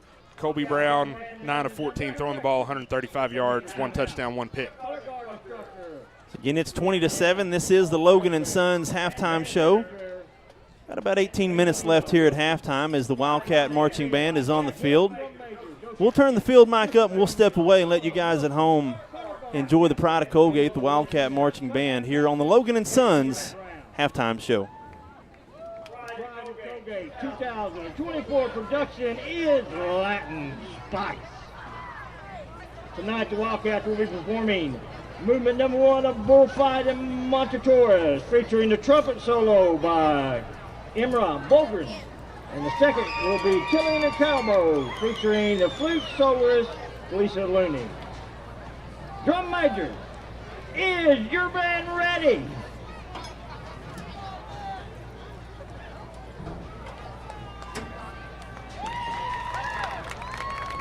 And now for your halftime pleasure, the pride of Coalgate, Oklahoma, the Wildcat Marching Band.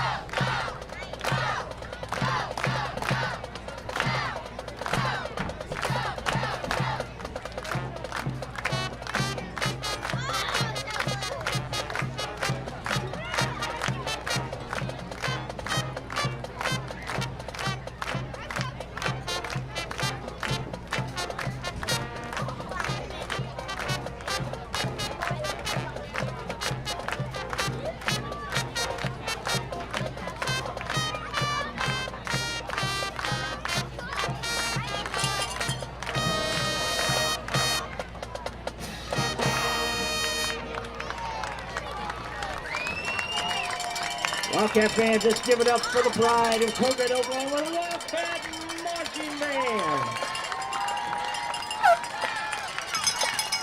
No one likes the hassle of going to the tag office. That's why Cole County Tag Agent Leslie Battles and staff work to give you prompt service. Open Monday through Friday, 9 to 5:30, and even through lunch with no appointment needed. Cole County Tag Agency is a full-service motor license agency, providing registration renewals and title transfers for all types of vehicles, including boats, motorcycles, and ATVs. Driver's license renewals, real IDs, notary service, and now Pike Pass pickup location. Cole County Tag Agency, 28 North Main in Coalgate, a proud sponsor of Coalgate Athletics.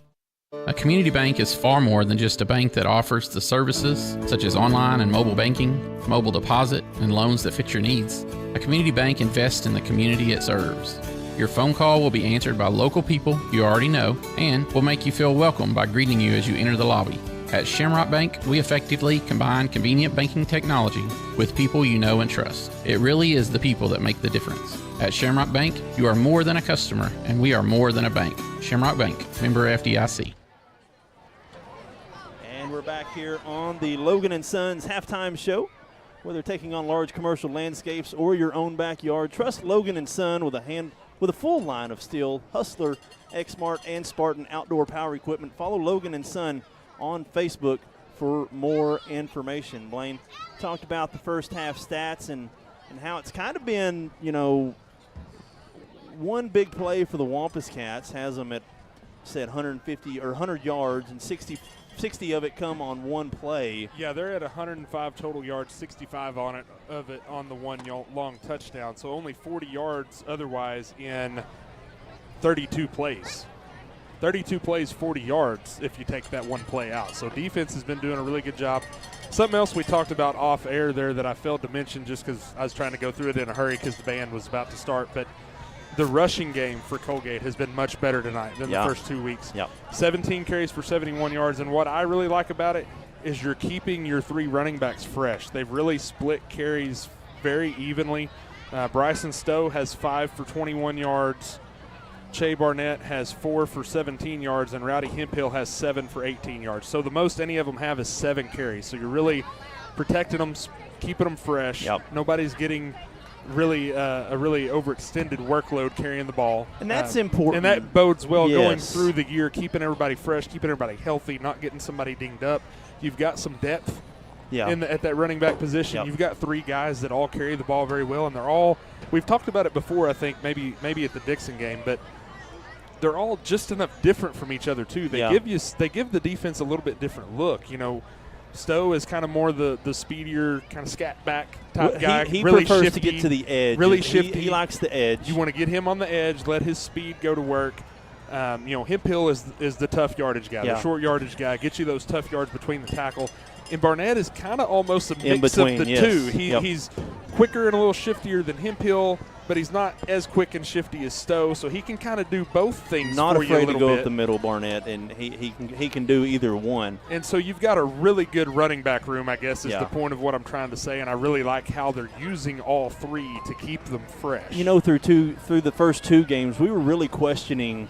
Running game wasn't really good. They had 187 total yards in 2 games, which in theory is not bad. But the yards per carry, when we looked at it, was only about 3 coming in, and tonight. At the time, before tonight game, Bryson Stowe, who'd only played in the first game, was averaging 3.7 yards per carry. Everybody else was under 3. Colby Brown had 3.6, and those are quarterback scrambles. Hemphill is only at 2.6. Barnett was at 2.9 before tonight. Well, and here's the thing. We talked before the game. I remember saying this, just me and you chatting before we went on the air. We looked, and they were running it as a team, what was it, right at 3 yards per carry? Yeah.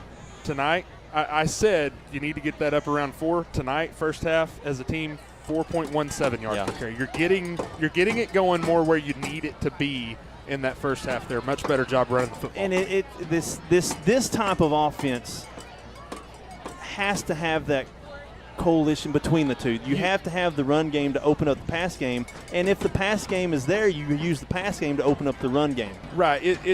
I really look at it, and I hesitate to say this because it's my favorite team. It's where I went to school.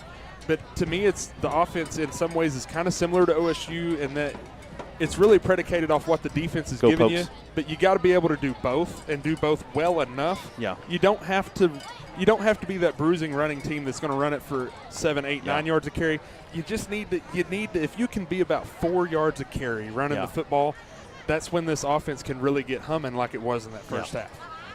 20-7 is the score here at halftime on the Logan and Sons halftime show.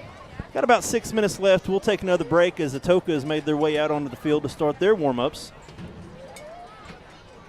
Wildcats, they lead 20-7. We'll take a break. This is Wildcat football on 107.5 KZIG, The Rock. A community bank is far more than just a bank that offers the services such as online and mobile banking, mobile deposit, and loans that fit your needs. A community bank invests in the community it serves. Your phone call will be answered by local people you already know and will make you feel welcome by greeting you as you enter the lobby. At Shamrock Bank, we effectively combine convenient banking technology with people you know and trust. It really is the people that make the difference. At Shamrock Bank, you are more than a customer, and we are more than a bank. Shamrock Bank, member FDIC. When it rains, it pours, so it's important for you to get the coverage that meets your needs. Farmers Insurance agent Lucinda Holland can help you understand your options so you can prepare for what the forecast brings. We know a thing or two because we've seen a thing or two. Learn more by calling agent Lucinda Holland at 580-889-3744 to find out how she can help you protect the things that matter most to you. That's Lucinda Holland. We are farmers. Bum, bum, bum, bum, bum, bum. Underwritten by Farmers Truck Fire Insurance Exchanges and Affiliates. Products not available in every state. Cole County General Hospital is proud to stand behind our Coalgate Wildcats, committed to being a leader in health services and dedicated to improving each and every life we touch. Cole County General Hospital is a community-minded organization supporting our local businesses with resources and our community with care. We're located at 6 North Covington Street in beautiful Coalgate, Oklahoma. Stop in today or go to our website at ccghospital.com and see how we can help you. Cole County General Hospital. Go Wildcats. And we're back here as the Wildcats are making their way back onto the field. About 4.5 minutes left to go here before halftime as we have some games across the area. Beggs is taking on Henrietta tonight. Community Christian is playing Cassidy. Comanche, tough game at Kingston tonight.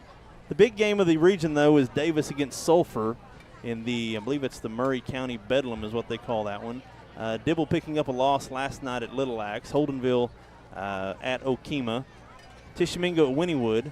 I think Blaine's got some scores on a few of those games. Yeah, you brought up that Davis Sulphur, and I just picked it up. And here's the score in Sulphur. Fixing to start the fourth quarter. Sulphur 42, Davis 7. Oh, my. Other scores of interest, scrolling through here trying to find some of those others. Beggs leading Henrietta 34-13 in the third quarter. Beggs is looking pretty good. Beggs is looking good. Wynnewood leads at Tisch 14-8 at the half. Kingston over Comanche 42-0 in the third quarter. Another district game, Little Axe beat Dibble last night, 24-8. I think that's all I'm seeing from our district here. Holdenville on there anywhere? Okemah? I think Holdenville might be off tonight. I don't see Holdenville. They may be off tonight, yeah. They may have their bye this week. Yep. Community Christian is playing. Community Christian leads Cassidy 26-12 late third quarter. We're going to draw some names. Have you heard of Cassidy? I don't think I've ever heard of Cassidy before. It's a private school up there out of the city somewhere. So we got about 2.5 minutes left. We will take a break here one final time. When we come back on the other side, we'll get you started for the second half. Well, the Wildcats lead 20-7 here on 107.5 KZIG, The Rock. With Chevy trucks, be ready for adventure. With power you can count on. Capability that doesn't compromise. A hard-working EV with more range than any competitor and the potential to take you anywhere. It's Chevy truck season. Get 1.9% financing plus make no monthly payments for 90 days on all 2024 Silverado 1500 pickups. Chevrolet, the #1 selling truck brand in Texoma. My name is Dr. Matt Holcomb. I'm the owner of Custom Dental of Atoka. We pride ourselves to always being up to date with the newest in technology and dentistry. Have you ever wondered what it would take to have that smile you've always dreamed of? Come visit us at Custom Dental of Atoka. We'd love to go over that with you. If it's implants, if it's braces, if it's cosmetic dentistry, we'll do whatever it takes to get that smile that you've always hoped for and dreamed of. We love serving people, love serving our community, love serving God. Come see us and see how we can take care of all your dental needs. Brown's Funeral Service in Atoka, Coalgate, Durant, and Medill are proud to be a part of the communities they serve. Since 1994, Brown's Funeral Service has proudly supported nonprofits, police and fire departments, local military members, and area schools. The staff at Brown's Funeral Service takes great pride in these endeavors because they realize it's more than being in business. It's about being a thread in the fabric of our community. Brown's Funeral Service, where service begins but never ends. This is the Logan & Sons halftime show. Roaming the neighborhood or on the back 40. Do it in an Intimidator UTV or an NV crossover. Test drive one today at Logan & Sons. They're on Mississippi across from the Dairy Queen in Atoka. God, let's see. We're under a minute, about 30 seconds left. I think they will go ahead and put some more time on the clock here. So, Blaine, we've seen that 65-yard touchdown pass that at the time we thought, whoa, there's some momentum there. It was 14-7, about a minute 47, I think, was on the clock. And, you had that one big play, the only big play given up through 2.5 games so far this year by the defense. But then that bounce-out run there that Bryson Stowe had, I think it was on second down, maybe in third. I think it was second down. Had that bounce-out run there, and it got pushed out of bounds. And that got the drive going. I think Coach Cater's mindset on that drive was, hey, we're going to run the ball 3 times here on this set of downs, and if we pop a first down, then we get in go mode and try to go score. And Atoka didn't do a good job of keeping the Wildcats from getting that first down. And when Stowe had that nice 12 to 15-yard run on second down to get you a first down and kind of get the drive started, Wildcats got in hurry-up mode, made some big plays to get down the field and take that momentum right back. And we've discussed that long touchdown play from Atoka quite a bit, even off air. It was a good play call from Atoka in a really good time because the Wildcats were all hyped up thinking, let's stop the run, thinking that Atoka was just going to kind of be, with no timeouts, content to just try to run as much of the clock out as they could to keep it at 14-0 going to the halftime. And so what happened on that play, Trevathan got beat initially on the double coverage, but then where the play really got off for you was Barnett really sucked down hard on that run action from his safety spot, and so then you had no safety help. And unfortunate play, but that's the first big play, like you said, first big play you've given up all year really defensively. As far as a long play, defense has been really solid. And like we said, Atoka has run 33 plays from scrimmage. They have 105 yards, 65 of it on one play. So their other 32 plays have gone for 40 yards, just barely over a yard a play on average. So the defense is doing a really nice job. Just got to come out and keep doing that. You get the ball first. This first drive is key. If you can go score on this first drive, you feel really, really good moving forward and probably start to take a little bit of the wind out of the sails of the Wampus Cats. If you can score on this first drive, take a 3-score lead, would be huge. Really want to see the offense come out here and be crisp like they were really for most of that second quarter. The offense did a good job of taking what the defense gave them and moving the ball down the field. Just got to keep doing that. So after Atoka won the coin toss, they elected to receive in the first half. The Wildcats will actually have possession here to start the third quarter. Wildcats will be going right to left on your radio dial. Still a pretty packed house here. As we got basically standing room here as it's both stands are full, standing around the chain link fences. Want to mention, not coach anymore, but boss man Phil Wilkinson just texted us and said Holdenville is winning 54-0 over Okema. So thank you, Wilt. Appreciate that. Never have too much help. That's for sure. We need all the help we can get most of the time, Cody. So we start third quarter. I am Cody Newberry, joined alongside Blaine Riley, Nathan Harden on the camera. Here at home for the first time this year. It's good to be home, and the Wildcats will have a break next week. We'll have a bye week before we start district play in 2 weeks. Here's the kickoff. Line drive kick, fielded by Trevathan at the 15. Running his head, full head of steam, out to the outside of the 30. Still on his feet.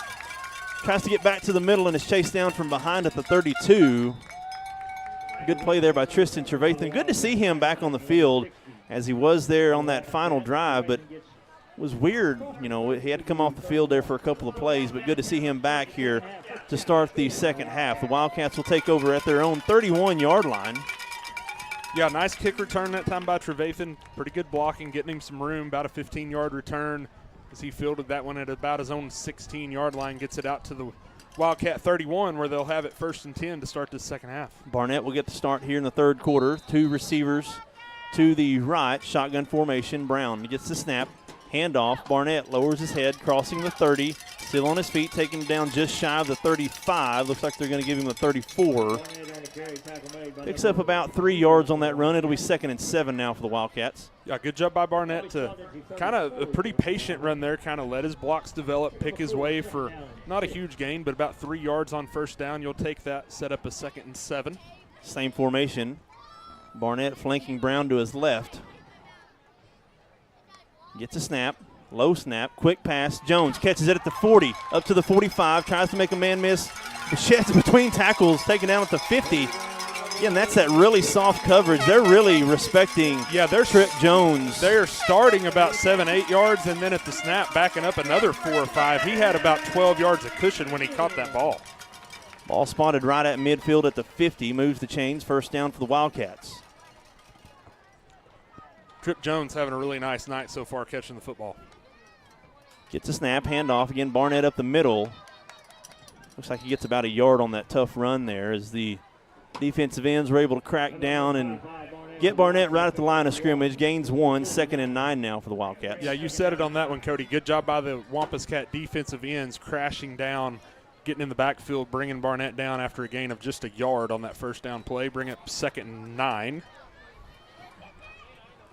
10.5 minutes to go here in the third quarter as we just get the second half started here at Donald Mike Mayer Field. Game number 3. Wampus Cats are lined up off sides, it looks like. Yeah, they from definitely right here. are. Official's already kind of reaching for his flag.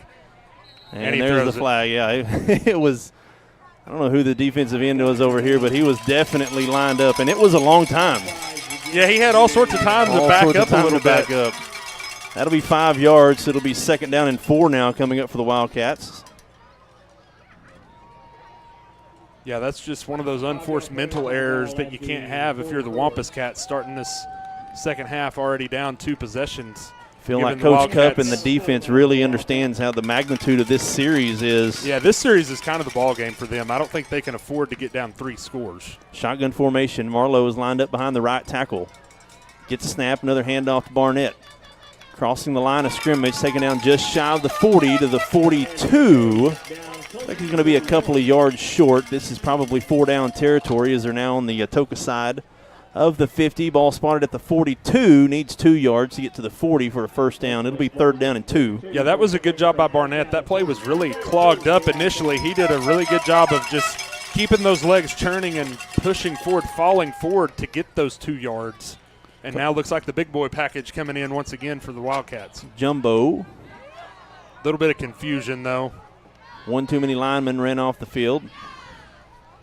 Play clock's at 8, so you're quickly now to the line of scrimmage. Brown's going to go under center wishbone formation. Gets a snap, handoff, Hemphill. Lowers the shoulder, gets enough for the 1st down. Still on his feet, pushing the pile. Crossing the 40 up to the 37-yard line.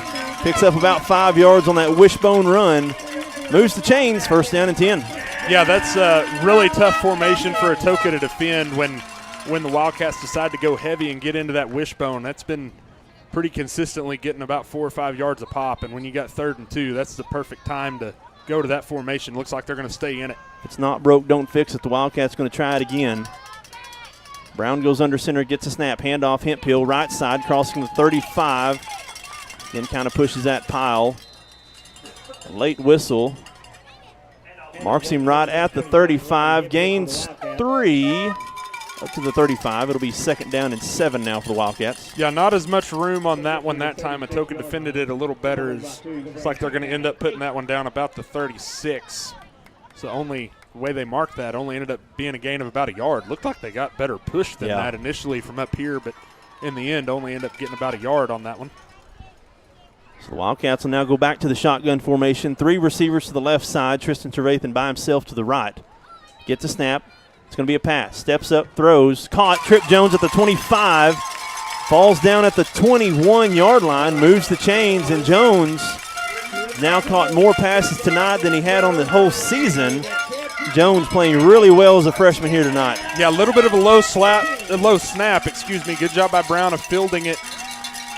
O-line does a good job pass protecting, giving him enough time for that play to develop, and Jones breaks open for the 15-yard gain and a first down. Again, shotgun formation, Hemphill flanking Brown to his right. Gets a snap, handoff, Hemphill. No, quick pass out to the right side and through the hands of Diaz. Going to have to get on it. They did rule it incomplete. Incomplete pass.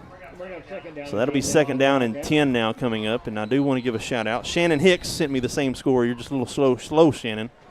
Got to be faster on the score. Looks like we've got an injured Wampus cat. Cramps starting to come into the picture here at Donald Mike Mayer Field. Yeah, too bad on that last play for the Wildcats. Looked like Diaz was going to have some room, just kind of an uncharacteristic drop by him on that one. That ball was put right where it needed to be by Brown. Diaz just couldn't quite squeeze it.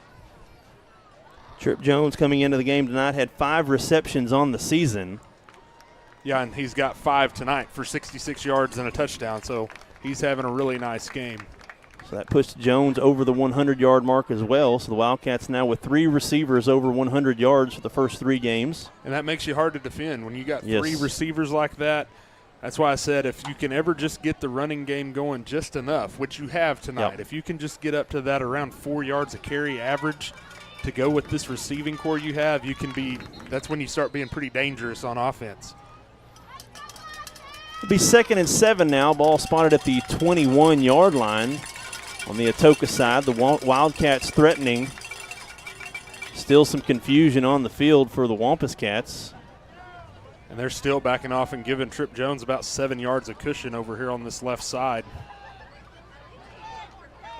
The officials, again, huddling about something here on the near side. Talking to Coach Cater. I really don't know what this is about. You had an incomplete pass there on the first down, so it's 2nd and 10. You had a player go down for the Wampus Cats. Looked like they had a cramp, and then there's just kind of been a little bit of confusion since then. Looks like they got it sorted out now. What I actually think it is, the play call, the sign that we hold up is being held up tonight by a player, and I think Atoka is screaming that there's too many players on the field for Coalgate. Shotgun formation, Brown under pressure, rolls to his right, throws, back corner, end zone, and caught. Is he inbounds? Yes, touchdown, Wildcats. Who was that? I can't tell who it was. That was Tate. Oh, and he's down. He's still down, but he did make the catch. He completed the catch. That's a touchdown. Strike up the band, Wildcats. Heck of a play. Good job by Kobe Brown extending that play, getting out of the pocket to his right, keeping his eyes downfield and finding Tate Diaz. Looks like he is up now. No, he's down. He got up for a minute and then went back down.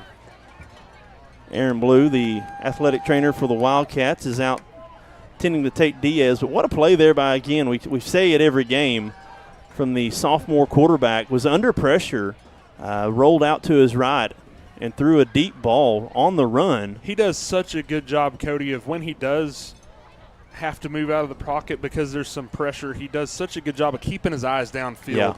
And Diaz did a good job of breaking free and getting away from his man, making a route adjustment. His route wasn't originally taking him into the end zone. He does a good job of working for his quarterback, finding an opening, going into the end zone. Brown finds him, and he just ran back to the huddle, so looks like he's probably all right. That's good news for the Wildcats. 7:44 to go on the clock. The Wildcats extend the lead now 26-7. This was a 14-7 game with 1:45 to go in the third quarter. Since then, the last 2 offensive possessions, the Wildcats have scored touchdowns to kind of put this game at arm's length. Wildcats now lining up to go for 2. It's going to be the jumbo wishbone package. I would watch Tristan Trevathan out here. He's by himself. Yeah, you got single coverage. They've ran this particular wishbone all night. We'll see. Brown goes under center, gets a snap. It's going to be a pitch. Hemphill tries to get to the edge, and he does not. Gets his helmet ripped off. That's a flag, though. That's going to be a face mask. Yep, Looks like a late hit. And then a late hit. And then a late hit. All right. So the Wildcats will get another crack at this. May have offsetting penalties, though, in the end, because an Atoka player wound up with his helmet ripped off at the end of it, too, looks like. So we'll let them sort this out. Definitely was initially a face mask on Hemphill against, the player trying to tackle Hemphill. But then after that, looked like somebody came in from the Wildcats and might have also ripped the helmet off of the Atoka player. So we'll see what this winds up being. It was a high tackle. The tackle was made by Hemphill at the head. I mean, they didn't try to go low, wrapping Hemphill up.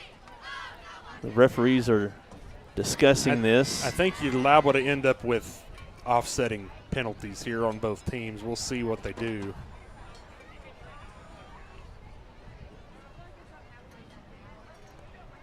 I'd say overall pretty good officiating tonight. The officials have done a really good job and have stopped the game when they've needed to and have stayed out of the game for the most part. There's been some penalties both ways, but they've not called anything really that I've thought wasn't warranted. The one I would probably argue with a little bit was the crackback block call against Marlowe, but other than that, it's been a pretty well officiated game. So nonetheless, even if it is offsetting, it is a personal foul, face mask against Atoka.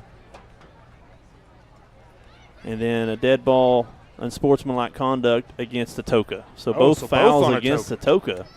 Okay, that should put the ball at about the half-yard line. Yes, either that or you take half the yardage and then do they maybe assess after the play on the kick if you want them to? I don't know. I don't know that exact rule. That may be what Coach Cater is asking. Because if I could take the yardage on the kick, personally, I would still just run another 2-point conversion from the 3 almost and take the yardage on the kick. Try to pin them way deep when you kick off. So Coach Cater, having told the White Hat what he wanted to do, the White Hat then goes over to Coach Cup, tells him what's going to happen. See where they mark the ball. 7:44 to go here in the third quarter. I mean, if you're marking the ball on both penalties here, it would have to be the first one would take it to about the 1.5, and then the second one to about, I guess, the 3/4 yard line if you just do half the distance both times. Looks like they've got it setting on about the 1.5. About the 1.5. Yeah, that looks. So the Wildcats will get another crack at this 2-point conversion. Again, it's the jumbo wishbone package. Brown going to go under center. Get the snap, handoff. Kyler Woods pushes the pile, crosses it as the fullback. 2-point conversion successful, and the Wildcats go up 28-7 here in the third quarter. We'll take a break. We'll be right back here. This is Wildcat Football on YouTube. In a world full of possibilities and firsts, you need neighbors in your corner. Experts who have your back, and a cheering section to keep you going. That's why we're here. For 100 years and counting, we've been the first bank of dreaming big, and the first bank of what's next. At First Bank, we believe that anything's possible, and we're here to help you believe it too. First Bank, here for possibilities. H&L Custom Processing is proud to support the Coalgate Wildcats. A family-owned business by Gary and Charity Hensley, H&L offers custom processing of wild game as well as local livestock. H&L is USDA certified and makes it a goal to provide excellent service, cleanliness, and up-to-date processing services in their state-of-the-art facility.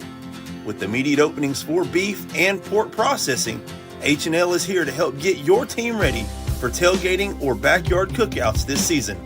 Stop by and check out their facility in Coalgate or call 580-258-0263 for more. And we're back here as Walkup is set to tee this off at the 40. The penalty should take it to the Atoka side. Yeah, that's what they're doing now. They're going to actually kick this off from the Atoka 45-yard line. So they were able. You were right there, Blaine. You were able to get one penalty on the 2-point conversion and the dead ball penalty, which happened after. Right. So you were able to assess the face mask. It was during the play. Right. You got it on the 2-point conversion, and the dead ball happened after the play was over. And I thought I remembered you could do that on extra point, 2-point attempts. Dead ball penalties you can choose to take on the kickoff if you want. 7:44 to go here in the third quarter. Last two offensive possessions for the Wildcats has resulted in touchdowns, 28-7. We see an onside kick here, and that's what the Wildcats are going to do. I think they got it. They got it. I think the Wildcats got it. I think they did. No flags. They didn't touch it early, and the Wildcats have it. That is perfect execution, Wow. and you could kind of feel that maybe coming with that field position. Wildcats did a good job of staying disciplined and let that ball roll the 10 yards before they touched it, and a good job of getting on it. Really nice, heady play there. Again, special teams. Special teams has been awesome all year, really, so far for the most part, save for the first punt of the year at Dixon that went backwards. Yeah. Since that point, special teams has been spot on. Yeah. We do have an injured Wampus Cat on the field as he was the first man. Yeah, he was absolutely steamrolled over there on the play. Coach Cater telling his boys take a knee. We hope he's okay. In fact, we'll take a break. We'll be back here. This is Wildcat Football on 107.5 KZIG, The Rock. This is Eric Studeville inviting you to buy the Studeville way. Whether you're looking for open roads Or you like them built tough. There is only one way to buy your vehicle. And that's the Studeville way. Studeville Chevrolet, 851 Westside Drive in Durant, and StudevilleChevrolet.com. And Studeville Ford, 1601 South Mississippi in Atoka. And StudevilleFord.net. The Studeville family of dealerships, Proudly serving you and your communities. When it comes to gifts that wow them, start your journey at the Flower Garden at 32 North Main in Coalgate. Whether it's planning that big event or you just remembered your wedding anniversary midway through the workday, the Flower Garden can get the gift you need right and on time. Follow the Flower Garden on Facebook or book online 24/7 at theflowergardencolgate.com. The Flower Garden, proudly serving Coalgate and surrounding areas since 1945. Still have an injured Wampus Cat on the field. We'll go ahead and take another break here. While they're attending to him, the Wildcats lead 28-7 here in the Boggy Bottom Bowl.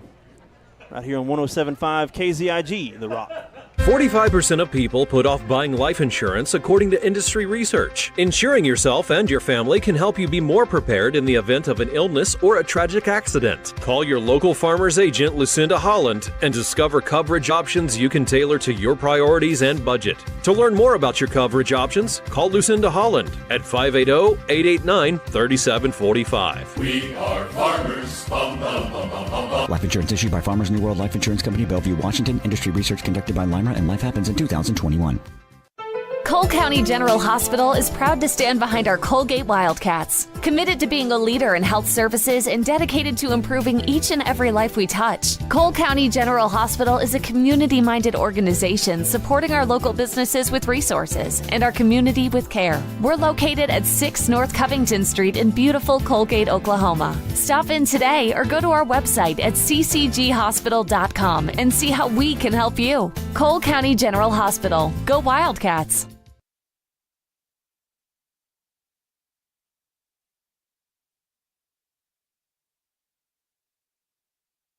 No one likes the hassle of going to the tag office. That's why Cole County Tag Agent Leslie Battles and staff work to give you prompt service. Open Monday through Friday, 9 to 5:30, and even through lunch with no appointment needed. Cole County Tag Agency is a full-service motor license agency, providing registration renewals and title transfers for all types of vehicles, including boats, motorcycles, and ATVs. Driver's license renewals, real IDs, notary service, and now Pike Pass pickup location. Cole County Tag Agency, 28 North Main in Coalgate, a proud sponsor of Coalgate Athletics. A community bank is far more than just a bank that offers the services such as online and mobile banking, mobile deposit, and loans that fit your needs. A community bank invests in the community it serves. Your phone call will be answered by local people you already know and will make you feel welcome by greeting you as you enter the lobby. At Shamrock Bank, we effectively combine convenient banking technology with people you know and trust. It really is the people that make the difference. At Shamrock Bank, you are more than a customer, and we are more than a bank. Shamrock Bank, member FDIC.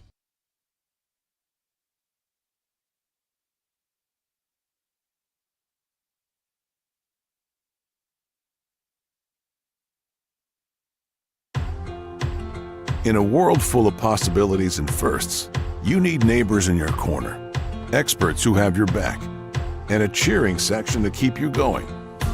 That's why we're here. For 100 years and counting, we've been the first bank of dreaming big and the first bank of what's next. At First Bank, we believe that anything's possible, and we're here to help you believe it too. First Bank, here for possibilities. H&L Custom Processing is proud to support the Coalgate Wildcats. A family-owned business by Gary and Charity Hensley, H&L offers custom processing of wild game as well as local livestock. H&L is USDA certified and makes it a goal to provide excellent service, cleanliness, and up-to-date processing services in their state-of-the-art facility. With immediate openings for beef and pork processing, H&L is here to help get your team ready for tailgating or backyard cookouts this season. Stop by and check out their facility in Coalgate or call 580-258-0263 for more.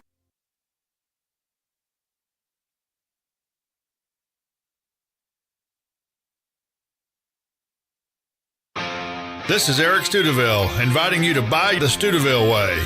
Whether you're looking for open roads Or you like them built tough. There is only one way to buy your vehicle. And that's the Studeville way. Studeville Chevrolet, 851 Westside Drive in Durant, and StudevilleChevrolet.com. And Studeville Ford, 1601 South Mississippi in Atoka. And StudevilleFord.net. The Studeville family of dealerships, Proudly serving you and your communities. When it comes to gifts that wow them, start your journey at the Flower Garden at 32 North Main in Coalgate. Whether it's planning that big event or you just remembered your wedding anniversary midway through the workday, the Flower Garden can get the gift you need right and on time. Follow the Flower Garden on Facebook or book online 24/7 at theflowergardencolgate.com. The Flower Garden, proudly serving Coalgate and surrounding areas since 1945.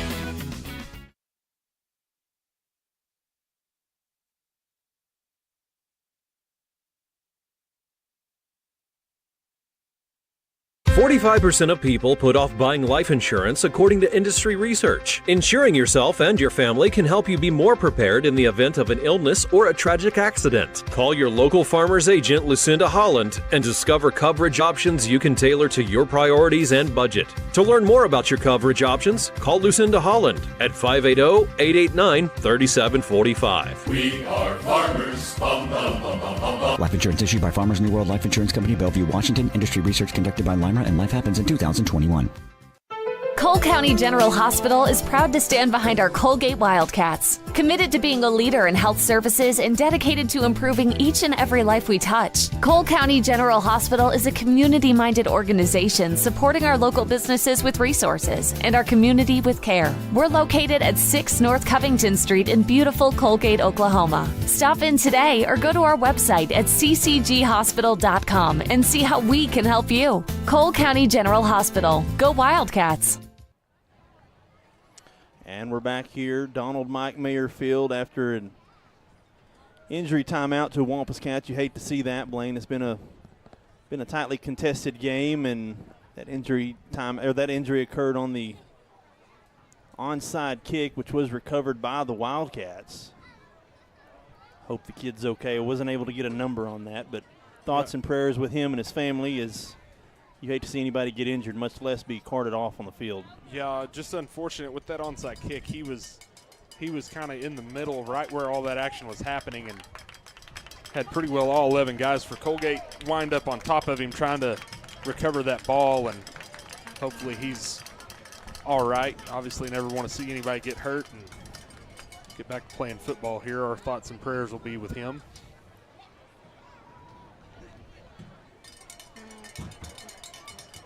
So the Wampus Cats are now huddled about halfway out onto the field, talking things over as the Wildcats are now trying to make a statement. It's 28-7 with 7:44 to go, and the Wildcats again did recover the onside kick. They will have possession on the Atoka, looks like 28-yard line. Yeah, and it was one you were kind of gifted that field position because of the penalties on the two-point conversion try. Wildcats did a good job of taking advantage of kicking off from the Wampus Cat 45, went ahead and snuck that onside kick and was able to recover it, keep possession of the football, as they're going to get a second possession in this second half before the Wampus Cats ever touch the ball once on offense. Davis Grant now in the ball game at running back. That's actually your backup quarterback who's flanking your starting quarterback. That may mean something, that may mean nothing, I don't know, but it could mean some shotgun sort of formation. coming. Yep, the rest of the starters are still out there. Brown gets a snap. Looks like we might have some pre-movement. It should be a false start against the Wildcats. It will be a false start against Coalgate. So you could just see kind of everybody kind of leaning forward, especially in the backfield. Be a 5-yard penalty back to the Atoka 38-yard line. Yep, make it 1st and 15 after that false start to start this offensive possession. 2 receivers to the right side. Marlowe behind the right tackle. It's going to be a handoff. Nope, so it's a throw down to Diaz at the first down to gain. What a throw. Davis Grant. Welcome to the football game there, Davis Grant. His first pass of the season goes to Tate Diaz for about 20 yards on that reception inside the 15 down to the 14-yard line. Yeah, 13-yard line. And Davis has a good arm on him. You could see that trickeration kind of coming with that formation. Good play. Brown now, same shotgun formation, handoff Stowe up the middle. This time he's met in the backfield, though. Nose guard there blew up that play, was able to get in the backfield before Stowe really was able to make a move. Loses a couple of yards on the first down run. It's now 2nd down and 12 for the Wildcats.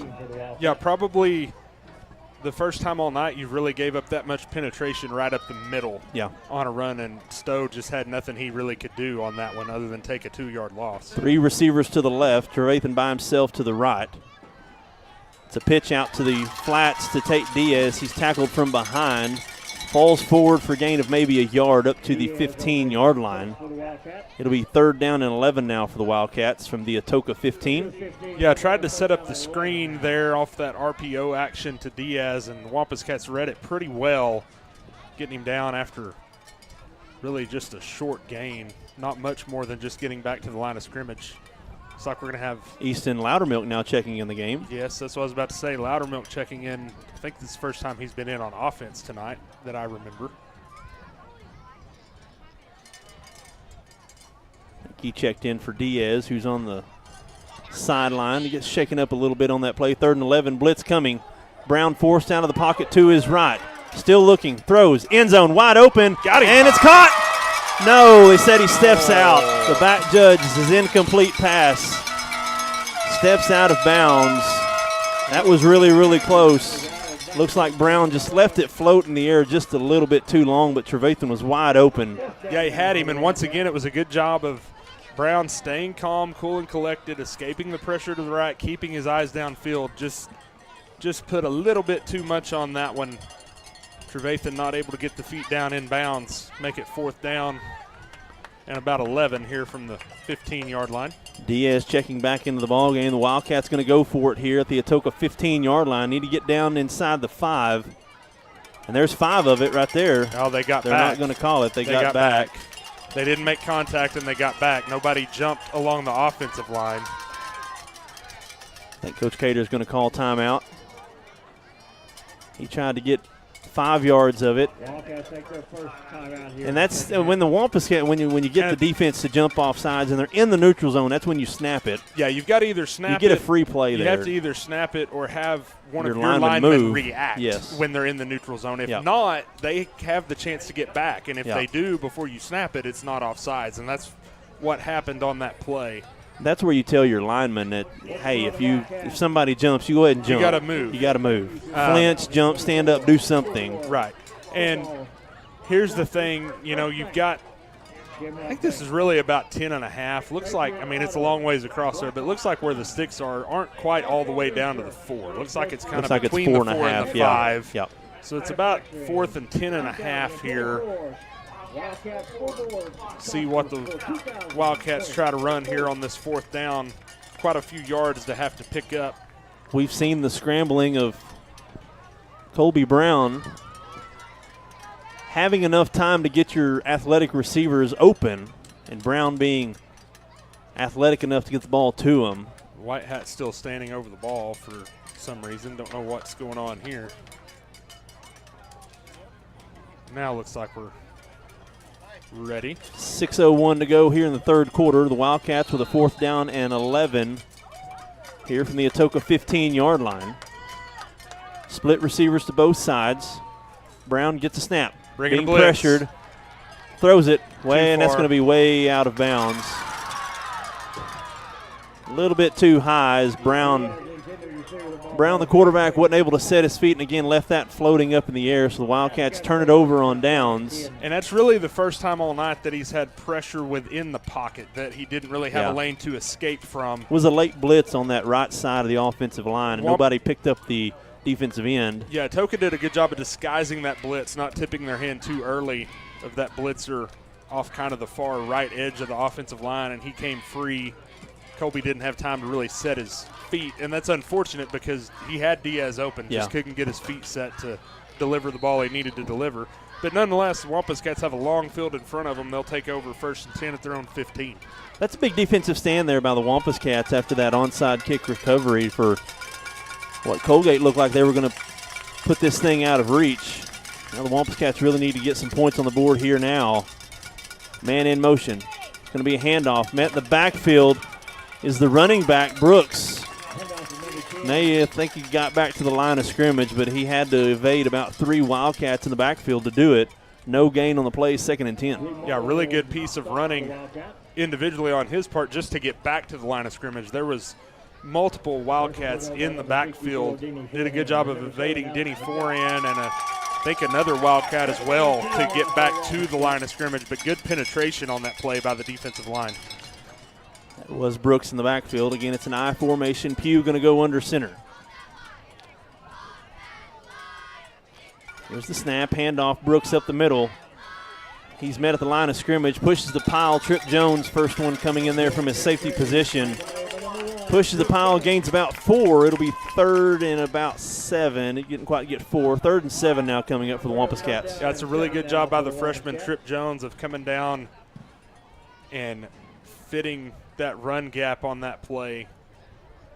Because if he doesn't do that, they've got some room. He does a good job of fitting that gap and getting him on the ground after a gain of just 3 to make it 3rd and 7. That's something you've seen. You don't see a lot of freshman safeties want to come down and make contact at the line of scrimmage, and that's Trip Jones has done that all year long. Wampus Cats now going to go shotgun, 3 receivers, 1 second on the play clock. That's a delay of game. Yeah, that's going to be the penalty. Pugh tried to hurry up. That was just took too long to get that play call in.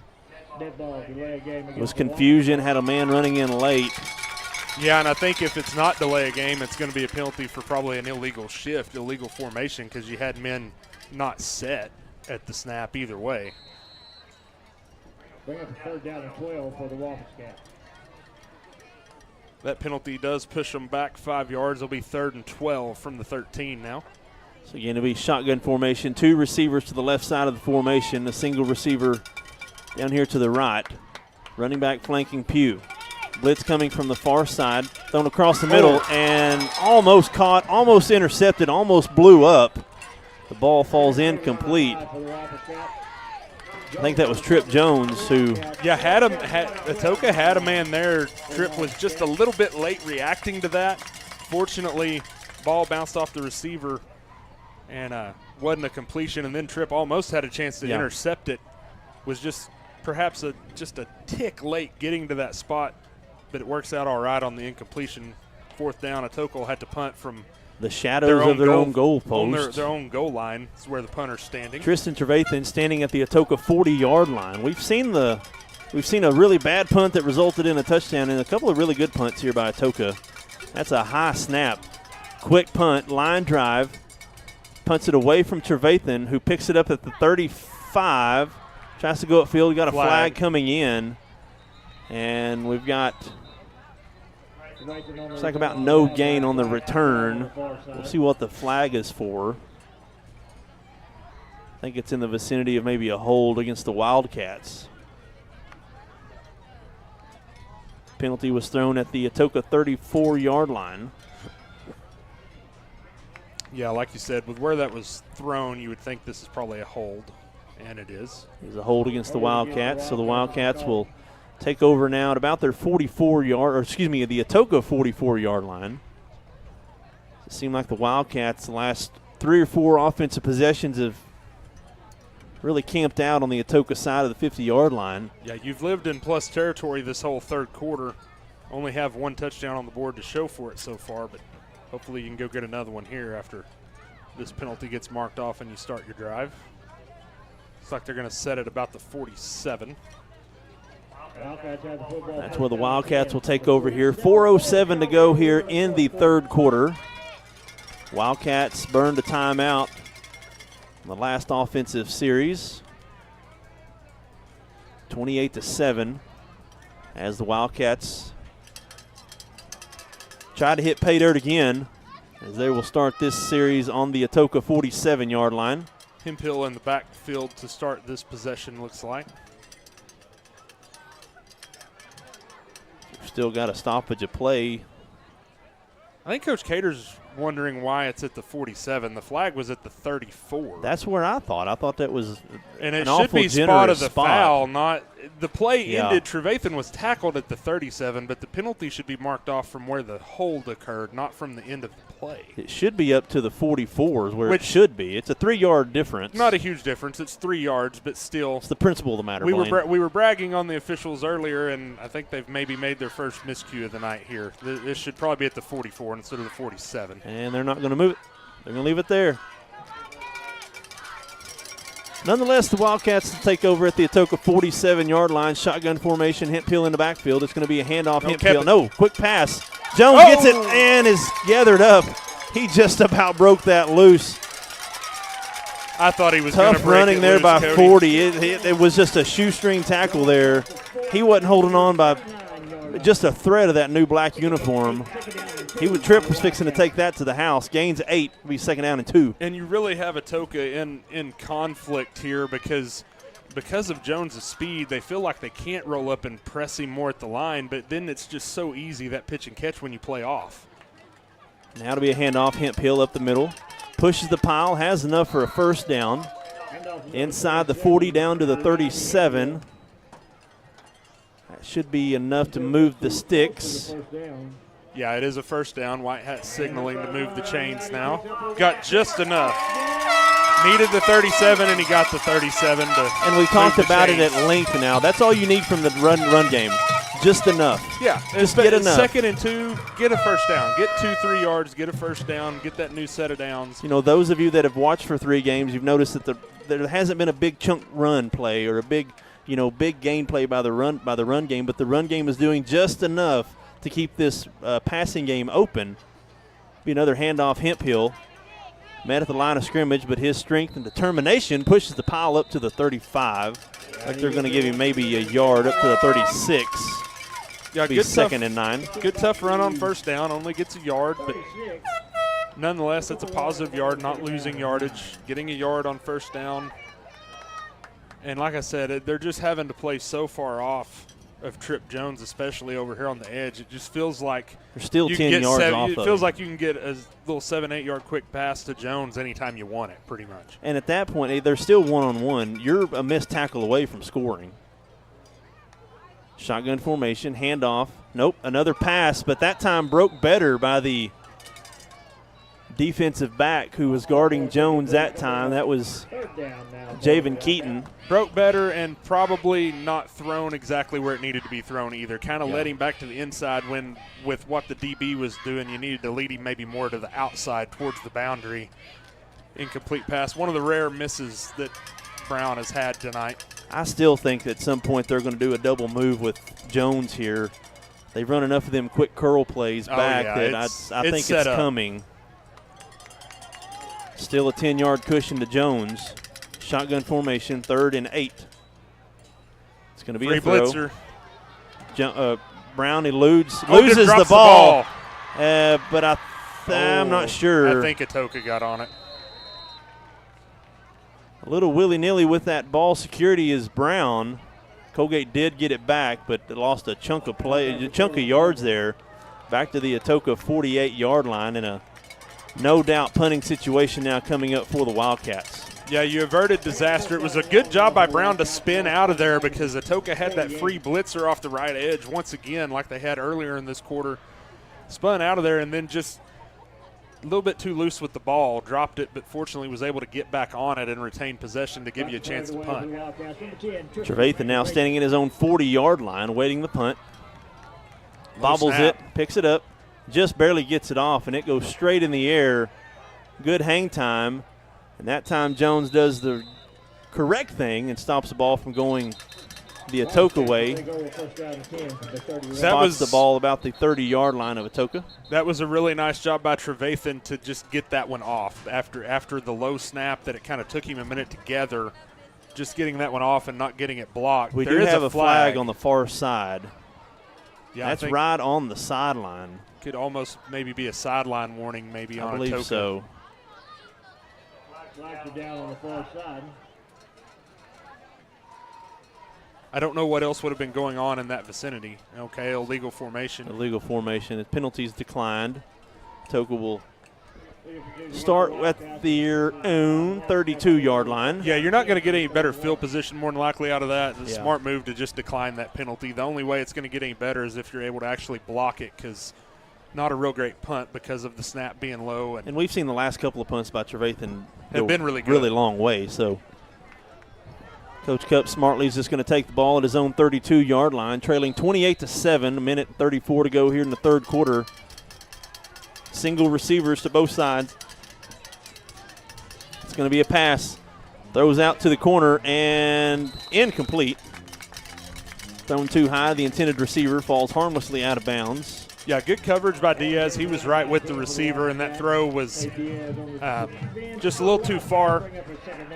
Probably a good thing for Atoka that it was a little too far, because if he puts that one right on the money, Diaz is going to have a pretty good chance to try to pick that one off, because it was really good coverage. So bring up 2nd down and 10. Pugh going to go back in shotgun formation. Now 2 running backs in the backfield. Now they move one out to the tight end spot. Man in motion. It's going to be a pitch to the motion man. Tries to get to the edge to the 30 to the 35 and pushed out of bounds at the 40. Got about 9 yards on that run. It'll be a very manageable now 3rd down and about 1 for the Wampus Cats. Yeah, it's the 2nd time tonight they've brought a receiver in motion and done that little just pitch, kind of little pop pass forward to him. Actually goes in the stat sheet as a pass. It looks a lot like a run, but goes down as a pass. But good play by them to get 9 yards and make it 3rd and 1. Pugh, shotgun formation, 3 receivers. Now they bring a receiver back in the backfield. 2 running backs. Pugh, again, a lot of confusion. Pugh looked at his wristband a couple times. Coach Cup didn't like what he saw. He's going to burn his first time out of the second half. We'll leave it here. Minute 24 to go here in the third quarter. Now both teams using 1 timeout. 3rd down and 1 coming up now for the Wampus Cats. And what you got to imagine is 4-down territory the rest of the way for the Wampus Cats, being down by 3 scores. Yeah, a big play up coming here for the defense. 3rd and a yard, probably going to be pretty tough to stop them with having 2 downs to get that yard. That little pop pass forward has kind of almost been their most successful play tonight as far as as far as consistently. They've run it 2 or 3 times, and it's gotten 7, 8, 9 Yeah. yards every time. I almost feel like if I was them, I would try to run that play a little bit more because the running, just the traditional running game for them, there's not really been any room consistently against this Wildcat defense. Atoka's going to break huddle in their I formation. Coben at fullback. Pugh going to go under center. Running back 10 yards behind the line of scrimmage. Now it looks like it's going to be a Wildcat formation with the running back. Pugh going to come out here to the far side against the Coalgate sideline. Now a man in motion. And he's got some room to run up to the 40. Has enough for the first down up to the Atoka 45. Still on his feet. Going. Pushing the pile, crossing the 50. Big positive yards there. That was number 11. We haven't called his name tonight. That was Zach Jim. 5'11", 190 running back, sophomore running back. Yeah, and had a lot of eye candy on that play. You faked the pitch to the guy that was in the backfield after you had motioned him in, and then you pull guards around the other opposite direction. Really tough play to defend. Nice play there by the Wampus Cats. Jim staying in the backfield with Pugh. Pugh now going to go under center. Atoka, a lot of motion here. That man wasn't set. There's a flag thrown. The fullback was tied in, wasn't set. So he'll get about 8 yards on that run, but that play is going to come back. Pugh a little bit too hurriedly with that play. Be an illegal shift against the Wampus Cats, as another Wampus Cat is still on the dirt. I think that may be Jim. It is Jim, slow to get up, but is up on his own, able to walk off the field. And, yeah, you could just see that one coming there. A little bit of confusion again, and Pugh really just didn't give all of his offensive players enough time to get set as they were kind of motioning around. Multiple guys were moving at the same time at the snap, so that gets you the illegal formation penalty. Wipes off, like you said, a pretty good gain again. Another 7 or 8 yard gain gets wiped off. Now they'll have 1st and 15 back at their own 49-yard line. Wampus Cats, a little bit of wrinkle here. We hadn't seen Jim in at running back all night. Jim's off the field right now as he was the injured Wampus Cat. Pugh going to go under center, now back in shotgun formation. 2 tight ends, 2 receivers. Now everybody moves again. Again, a lot of eye candy here, Blaine. He's still not on the line. Center. Too many men in the backfield. They're not going to call it. Hand off to Brooks, who just lowers his shoulder. He gets just a couple of yards on the play, crosses the 50. Looks like he got 2. It'll be second down and 13. The receiver on this side of the field needed to move up on the line of scrimmage after the tight end moved off, and he didn't move up enough. He moved up a little bit. Surprised they didn't throw a flag again. We're right on the line with the ball right now. He did not get up on the line of scrimmage, not even close. That should be the final play of the quarter, and it is. 0's on the clock, and the Wildcats have a 3-touchdown lead here in the 112th edition of the Boggy Bottom Bowl. It's 28-7 as we go to the fourth quarter. We'll take a break. Be right back here on the 107.5 KZIG, The Rock. As Oklahomans, we look out for one another, and at Oklahoma Farm Bureau Insurance, it's no different. With agents like Kevin Haney right here in Cole County, we always have someone close at hand with the advice and guidance you need to help you find affordable coverage and products for your home, auto, farm and ranch, business, life, and annuities. Please call Kevin Haney at 580-927-2324 or visit okfbinsurance.com today. Life insurance and annuity products offered through Farm Bureau Life Insurance Company. Property and casualty products are offered through Oklahoma Farm Bureau Mutual Insurance and affiliated companies. Oklahoma Farm Bureau Insurance, made of and made for Oklahomans. In a world full of possibilities and firsts, you need neighbors in your corner, experts who have your back, and a cheering section to keep you going. That's why we're here. For 100 years and counting, we've been the first bank of dreaming big and the first bank of what's next. At First Bank, we believe that anything's possible, and we're here to help you believe it too. First Bank, here for possibilities. And we're back here as we start the fourth quarter. We flip the field. Atoka now left to right, shotgun formation, pump fake Throws it deep down the field, and it is incomplete. Through two Wampus Cat players and I believe a Wildcat player, falls incomplete. That looks like that could have been easily caught there by the receiver at the 10-yard line, but falls incomplete. Well, we've seen Pugh on a couple of deep passes. That's a really good throw. That's a really nice throw. Right kind of between two defenders. Put it right where it had to be. His receiver just didn't help him out there. Got to catch that. It was a seam route there by the receiver. 3rd and 13 now after that incomplete pass. Pugh showing he's got a really good arm. Pugh now under center. I formation. Rolling to his left. Being chased by Loudermilk. Still on his feet and throws it out of bounds. Good pressure that time, though, by the Wildcats. Two guys in the backfield. Looked like, I believe it was maybe Hemphill initially, forcing Pugh out there, and then Loudermilk chasing the whole way as well and forcing Pugh to just throw that one out of bounds. He had nobody open. Good defensive play to make it 4th down. Like the Wampus Cats are going to line up for a punt. Yeah, this just a little too far to go for it, probably. Yeah. It's 4th and about 13 here. Got to imagine probably the Wildcats are lining up in a safe formation here. Yeah, I had to be wary of the fake because of the position of the field and the score right now. Here's the snap. Good snap. Punter steps into it. Short punt. At the 25, takes a Coalgate roll out of bounds on the Atoka sideline. About the 28-yard line, goes out of bounds, and that's where the Wildcats will take over. Again, leading 28-7. The Wildcats looking to go 3-0. What we call the first part of the season, the first 3 games, non-district games. Wildcats will have a well-deserved break next Friday night before opening district play on the road in 2 weeks at Holdenville. Holdenville projected by some in the top 10 in Class 2A, depending on what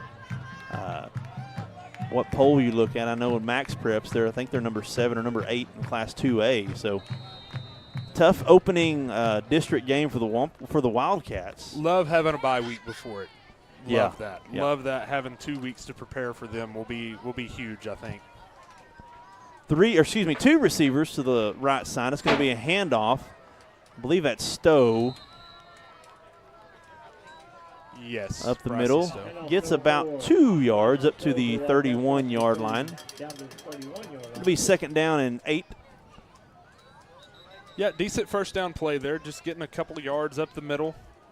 Looks like there's another Wampus Cat down. Looks like a cramp again. They're stretching his leg out. So that stops the clock with 11:15 to go in the ball game. The second half is kind of trudged along here with a couple of injuries, and you had the big touchdown on the opening drive, and since then game's kind of just got in a lull. You know, you had the onside kick and then the injury, and you know that was unfortunate. Obviously, never want to see anybody get hurt, but then also it just kind of feels like it really slowed your momentum as Coalgate. Just the long process of sitting there with the injury and everything, and game's just kind of been in a lull since that point. Not much happening either way, really. So if the score holds from this point forward, the Wildcats will be 3-0. Just based off games played, we're the only team in the district that will have played 3 games.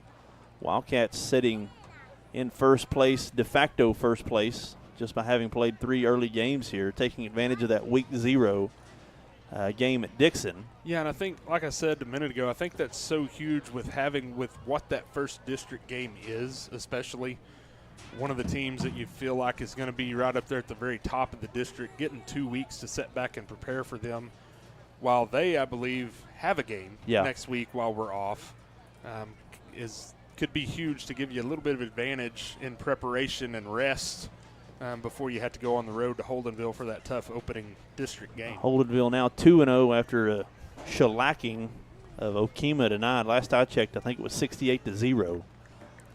Holdenville with a victory. I don't think Holdenville's given up a point yet through their first 2 games. I believe they shut out Wawoka last week. Yeah.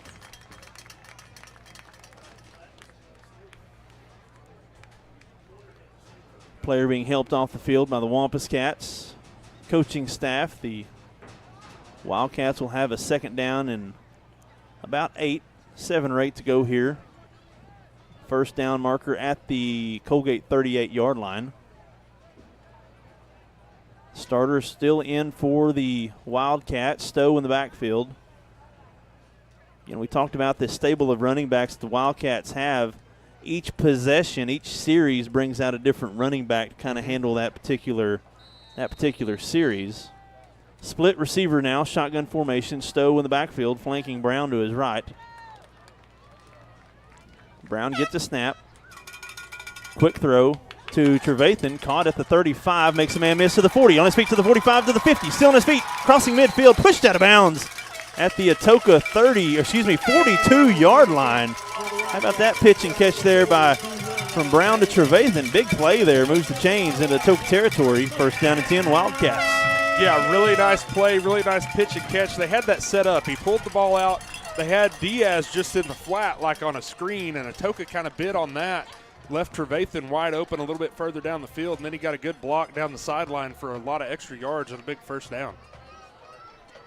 Marlowe now moves over to behind the left tackle. It's going to be a handoff. Stowe, head full of steam up the middle of the 35 to the 30.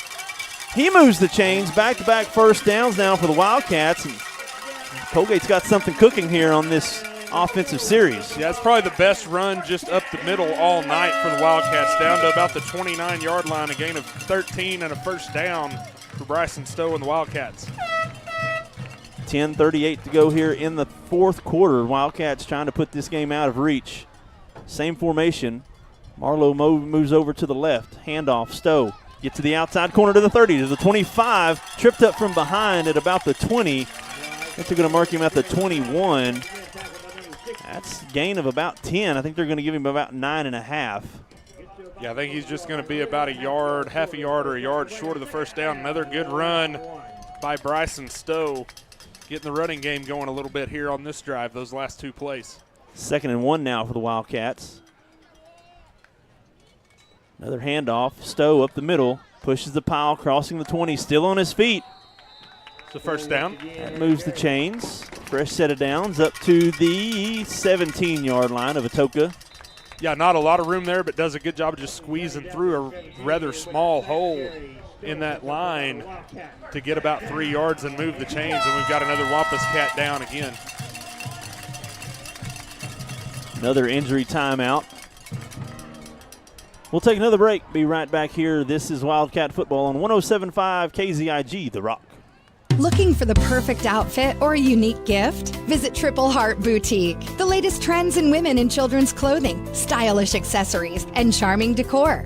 Show your team pride with their exclusive Spirit Wear collection. Need an energy boost? Stop by for one of their refreshing teas and stay glowing all year long with their tanning and red light beds. Open Tuesday through Friday from 6 to 6 and Saturday 10 till 2. Visit Triple Heart Boutique at 117 North Main Street in Coalgate. My name is Dr. Matt Holcomb. I'm the owner of Custom Dental of Atoka. We pride ourselves to always being up to date with the newest in technology in dentistry. Have you ever wondered what it would take to have that smile you've always dreamed of? Come visit us at Custom Dental of Atoka. We'd love to go over that with you. If it's implants, if it's braces, if it's cosmetic dentistry, we'll do whatever it takes to get that smile that you've always hoped for and dreamed of. We love serving people, love serving our community, love serving God. Come see us and see how we can take care of all your dental needs. It's good to see the Wampus Cat player who was injured walk off the field. A little bit of assistance, but I think it's cramps now setting in here for the Wampus Cats here in the second half, as the Wildcats have been able to get a couple of big chunk plays here as the running game's starting to kind of open up here. Coach Cater and the Cater Cats would love nothing more to put this game away here with a rushing touchdown. In fact, the Wildcats, I believe it's 2nd down and 9 for Coalgate. The Atoka 17-yard line. You got a first down on that play, actually. 1st and 10. Okay, 1st and 10. Marker's just a little bit off everywhere. Yeah, the down marker's wrong. The down marker says 3rd, but it's only 2nd down. You got a first down on the play where there was an injury. So it is 2nd down and 8. 2nd down and 8 for the Wildcats. Coach Goodson a little bit off on his marker over there. First home game. Got to work out the kinks. Working out the kinks. Shotgun formation. And it's a reverse to Trevathan. Has some room to run to the left side. Cuts it out to the outside to the 10. To the 5. Reaches across the goal line. Struck up the band. Touchdown, Wildcats. Really nice run by Trevathan. Set up really nicely on the reverse. Good blocking out in front of him downfield. Does a good job of weaving his way into the end zone, reaching out at the end to get in. 16-yard touchdown run to make it 34-7. Wildcats now going to go for the 2-point conversion.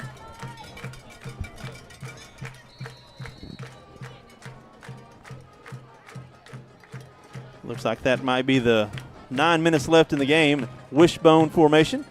Be a handoff. Hemphill met the backfield. Falling on players. I think he's in, and he is. 2-point conversion good. 36-7. Now the score here in the Boggy Bottom Bowl is the Wildcats really stretching this thing out now. We'll take a break. 36-7. 9:02 to go here in the fourth quarter. We'll be back. Wildcat football on 107.5 KZIG, The Rock. Logan & Sons in Atoka has the outdoor equipment from top brands to make your outdoor work or play a cinch. Still, Exmark, Hustler, Spartan, Intimidator UTVs, and Envy neighborhood vehicles are in stock and ready for you. Stop by today at 853 South Mississippi or call 580-889-3329. Logan & Sons proudly supporting all our local athletes. In a world full of possibilities and firsts, you need neighbors in your corner, experts who have your back, and a cheering section to keep you going. That's why we're here. For 100 years and counting, we've been the first bank of dreaming big and the first bank of what's next. At First Bank, we believe that anything's possible, and we're here to help you believe it too. First Bank, here for possibilities.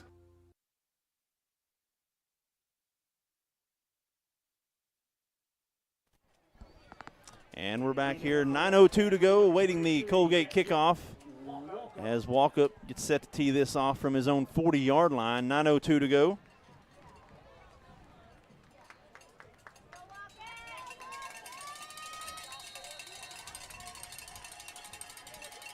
Line drive kick bounces at the 35, at the 30. It's live. It's live, and I think Atoka was able to roll on it at the 30. Yeah, a little bit confusion too. Wampus Cats were both kind of like, are you going to get it? Are you going to get it? And almost none ended up being nobody got it, but they do get back on it at their own 29-yard line. Avoid disaster there for them. Wampus Cats will take over now at their own 29-yard line, trailing 36-7 here with 9 minutes to go in the fourth quarter.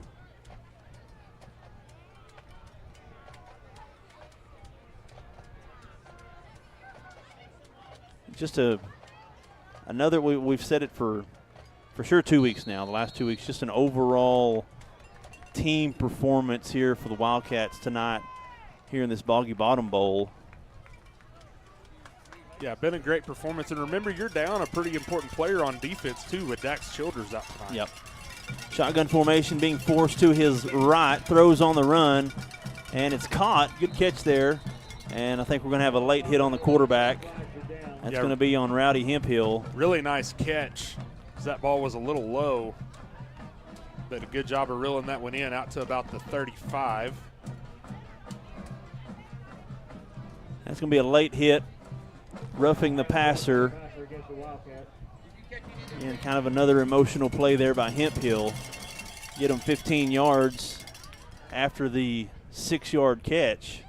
That'll put him all the way out to midfield. Yep. And give them a first down.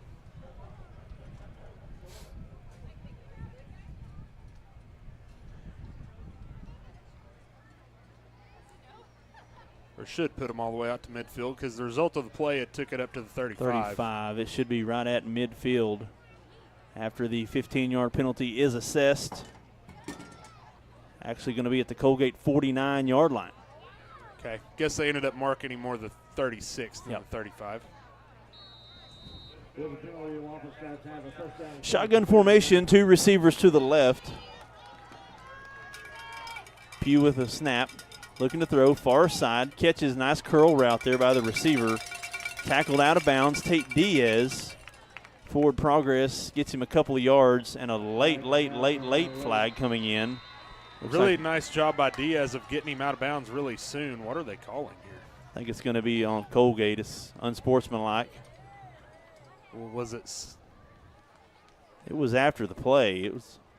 Shouldn't have been on Diaz because that was just a normal spinning the guy out of bounds on Diaz. It's unsportsmanlike. It must have been something Had to have been said somebody after. somewhere else probably. Or like you said, something said maybe instead of necessarily something done. So this is where you kind of keep your emotions in check here for the final 8.5 minutes. Yeah, because that's 30 yards worth of penalties here of the last two plays. Yeah, they're going to be all the way down at your 30-yard line after this, and most of it's in penalty yardage. They've completed 2 short passes really for about 7 yards and then about 5 yards, and now they'll be all the way down at close to your own 30-yard line. Looks like the 32. Looks like 32. They ended up marking him out at the 47, so that moves the ball to the 32. So 2 receivers for the Wampus Cats here on the left side of the formation. Single receiver to the top of the screen. Pugh being flanked by his running back to his left. Steps up in the pocket, now going to tuck it and run. Tackled from behind, Easton Loudermilk. Play there by the freshman. Forced Pugh up in the pocket, tried to run it. Was able to pick up 5 yards. It'll be 2nd and 5 now for the Wampus Cats. Yeah, good job of pursuing by Loudermilk to limit that to only about a 5-yard gain because initially it looked like he had a pretty big lane to run the ball there. Loudermilk did a good job of closing that off pretty quickly to limit that to a 5-yard gain, 2nd and 5.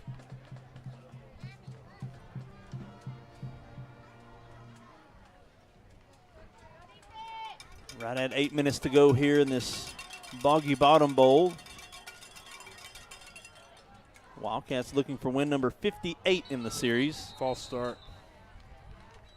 Left guard. So that'll take that forward. 6-yard play, back them up 5 yards. It'll be now 2nd and 9 at the Coalgate 32-yard line. Yeah, you could see that one from up here. The left guard kind of rocked forward a little bit there. Was seen by the officials for the false start.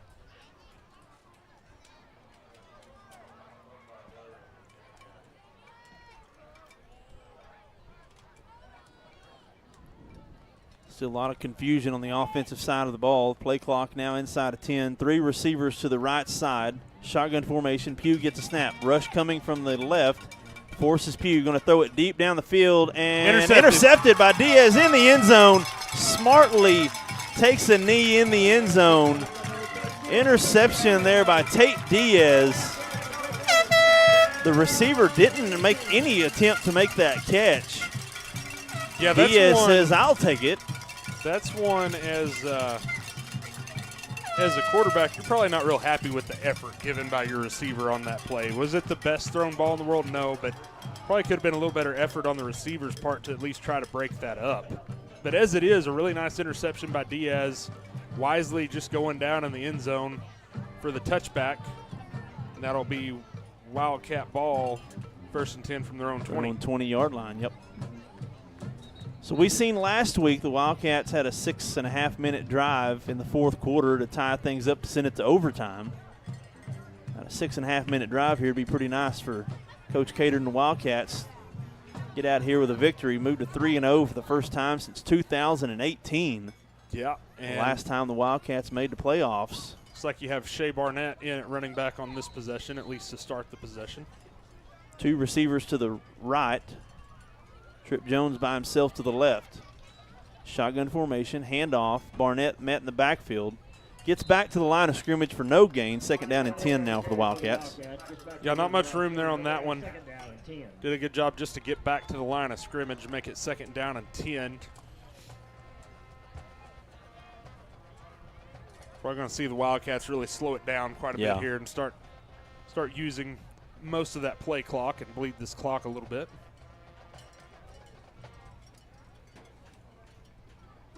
Play clock now at 15. Same formation. Shotgun. Gets a snap. It's going to be a pass. Throw across the middle. Tate Diaz catches it at the 35 to the 40. Still on his feet to the 50 to the 45. It's a foot race. Can he do it? He's gone. Strike up the band. Touchdown, Wildcats. Too much speed. You give him a running start up the middle of the field like that, and not many people are going to catch him. That was nice that throw by Colby Brown. Same play, I believe, from Dixon, yes. looked like, for the big touchdown. Really nice play. That's that 4.5, 4.6 speed from Diaz that we haven't seen at Coalgate in a long time. 80-yard touchdown after having, I think it was a 70-yard touchdown at Dixon in the opening game. Nice play there, 42-7. That was a foot race, and he outran every single Wampus Cat once he got to the edge. 2-point conversion attempt coming up, wishbone formation, handoff. Hemphill met in the backfield, lowers his shoulder, still pushing the pile, and he's going to be about a yard short. No good, but the Wildcats put 6 more up. It's 42-7 here, 6.5 minutes to go in this Boggy Bottom Bowl as the Wildcat faithful can sense a victory coming on this side as the traveling trophy will reside in Cole County this year. We'll take a break and be back here on the 107.5 KZIG, The Rock.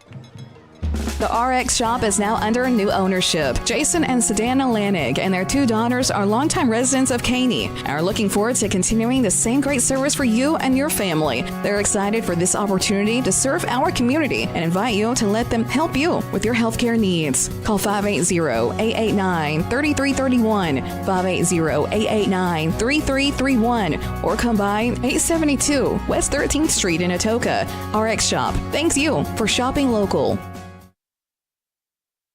With Chevy trucks, be ready for adventure. With power you can count on.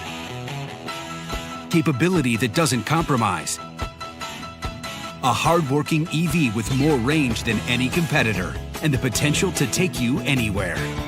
It's Chevy truck season. Get 1.9% financing plus make no monthly payments for 90 days on all 2024 Silverado 1500 pickups. Chevrolet, the #1 selling truck brand in Texoma. 42-7 here at Donald Mike Mayer Field on the Boggy Bottom Bowl. It's been all Wildcats here tonight after the getting on the board first with a block punt. Recovered in the end zone. Wampus Cats made it close there right at the end of the first half. The Wildcats responded with no time on the clock.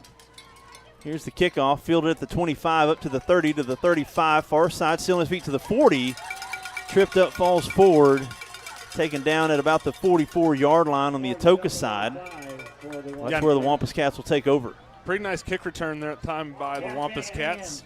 Getting about 20 yards on that return over on the right side of the field. Getting it out. Looks like they're going to set it down on the 45. It's where the Wampus Cats will take over 1st and 10 on this possession from their own 45-yard line.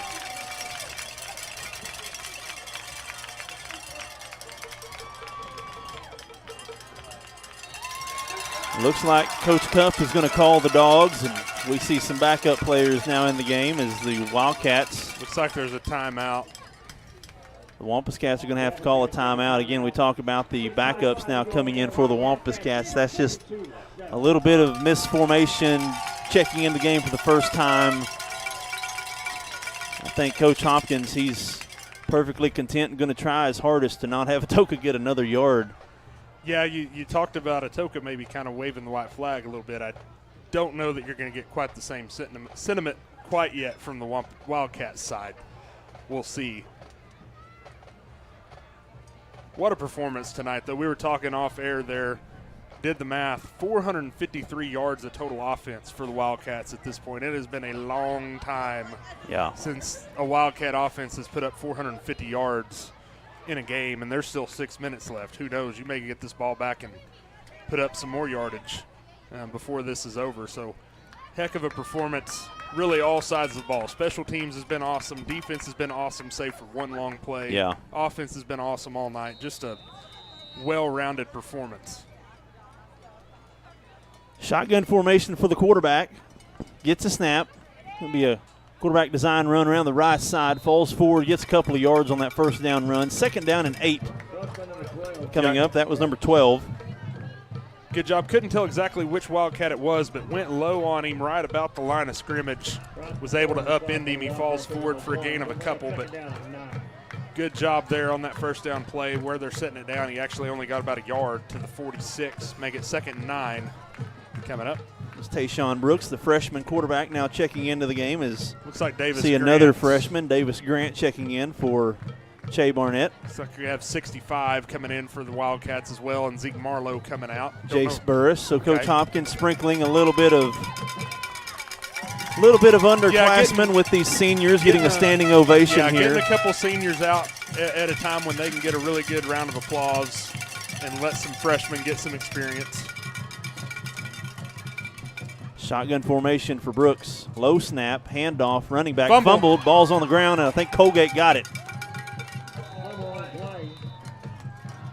And it is recovered by the Wildcats.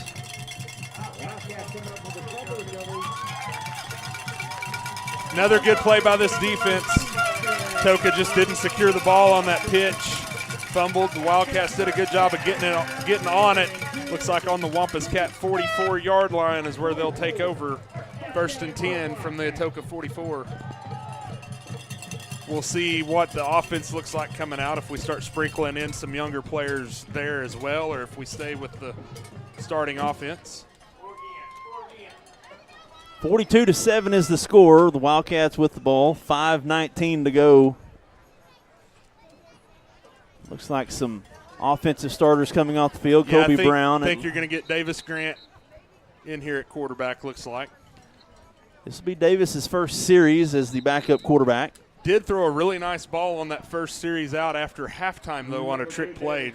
Already has completed one pass here tonight. So you've still got the receivers are all in. You've got Jones, Diaz. Looks like you still got most of the offensive line as well. Marlowe, yep. Grant, shotgun formation, gets the snap, low snap, handoff, running back up the middle, lowers his shoulder, has some room to run. That's Jet Walkup, isn't it? Taken down just shy of the 35. Got 9 yards on that tough first down run. That's number 23, Jet Walkup, for the first time getting some rush plays. Blew a tire, having to sit down, put it back on. Yeah, really nice run that time by Walkup, his first carry of the season. Getting about 8 yards there on that first down. Looks like they're going to reset the play clock for him as he had to take a little time to get that shoe back on. Game clock now inside of 5 minutes. I think Coach Cater is going to try to do two things. I think he's wanting to bleed the clock and bleed it and also try to score while also bleeding it. Handoff, walk up, bounces it out to the outside, tries to get to the edge. Horse and collar it should tackle. be a horse collar tackle. Are we not going to call that? No That's flag textbook thrown. Horse collar tackle. Textbook horse collar tackle. I don't know how they missed that one. Ends up losing a couple of yards on that one. Walkup unable to get to the edge. Tackled from behind by the collar. 3rd and 2 now coming up.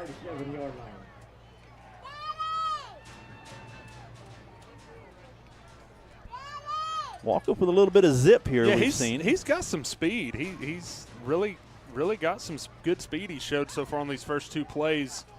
Looks like you also have Loudermilk sprinkled in out there at tight end now.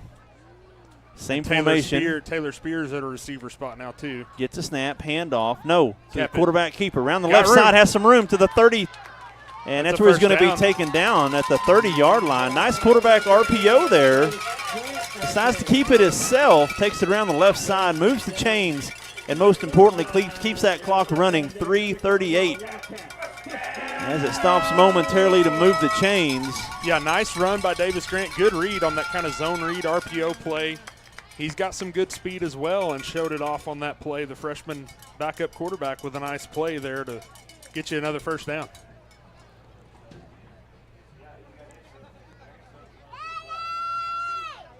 Grant awaiting the snap, gets it, handoff, walk up, right up the middle, bounces it out to the left, making people miss, rolling over defenders. Really good looking running back here by Walkup.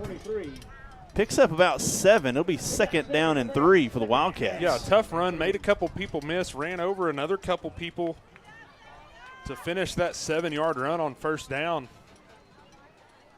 Really nice play. Is Walkup just a freshman as well? Just a freshman, yeah. It's an already loaded pretty good stable of class, running backs, like. yeah. Grant gets the snap. Walkup tries to bounce to the outside, trips up at the 25-yard line. I think he may have lost a yard after getting tripped there in the backfield.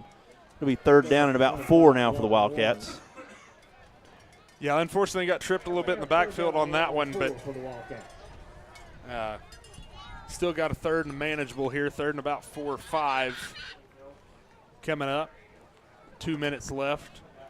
See what they do here. See if they let Grant throw one here on 3rd and medium, or if they just run it again. Be sure and stick around for the Lucinda Hollins Farmer Insurance postgame show. It's going to be a handoff to Walkup. Man at the backfield, falls forward for a couple of yards, but he's going to be about 3 yards short. Walkup once again on the carry. Looks like the Wildcats can run one more play here. Yeah, not much on that. Might have got about that yard back that he had lost on the previous play, maybe.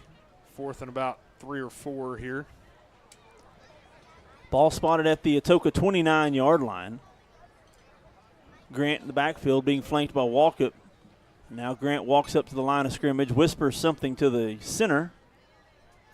Now moves back, shotgun formation. Looks over at Coach Play Cater. clock at 4. They're gonna take a timeout here. Bleed as much time off the clock as they can. 1:07 now here in the final frame of the 2024 edition of the Boggy Bottom Bowl.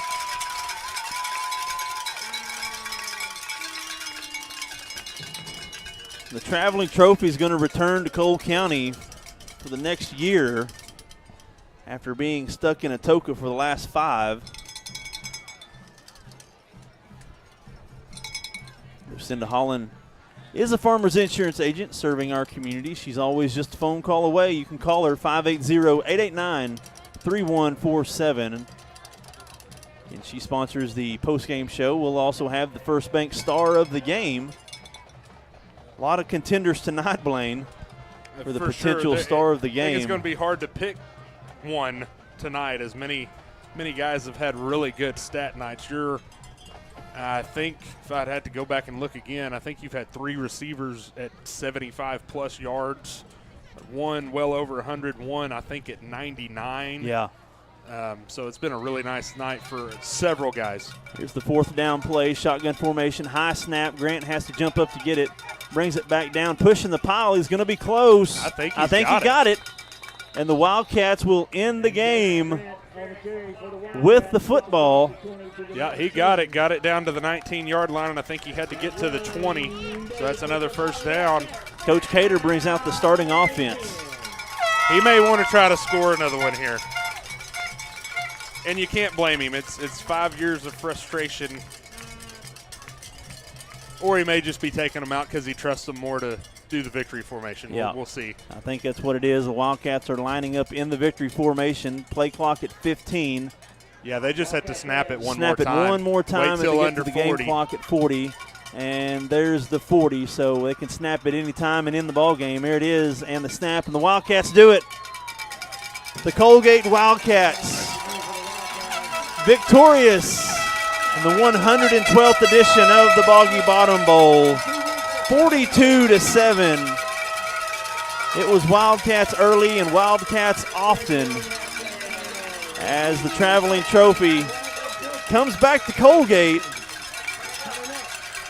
after a total victory, and Coach Cater is going to get a victory bath. Not very good. Caden Russell could have done a lot better job there on that, I'm not going to lie. So both teams meeting at midfield for the handshake. We'll take a break. We'll come back for the Lucinda Holland postgame show right here on 107.5 KZIG, The Rock.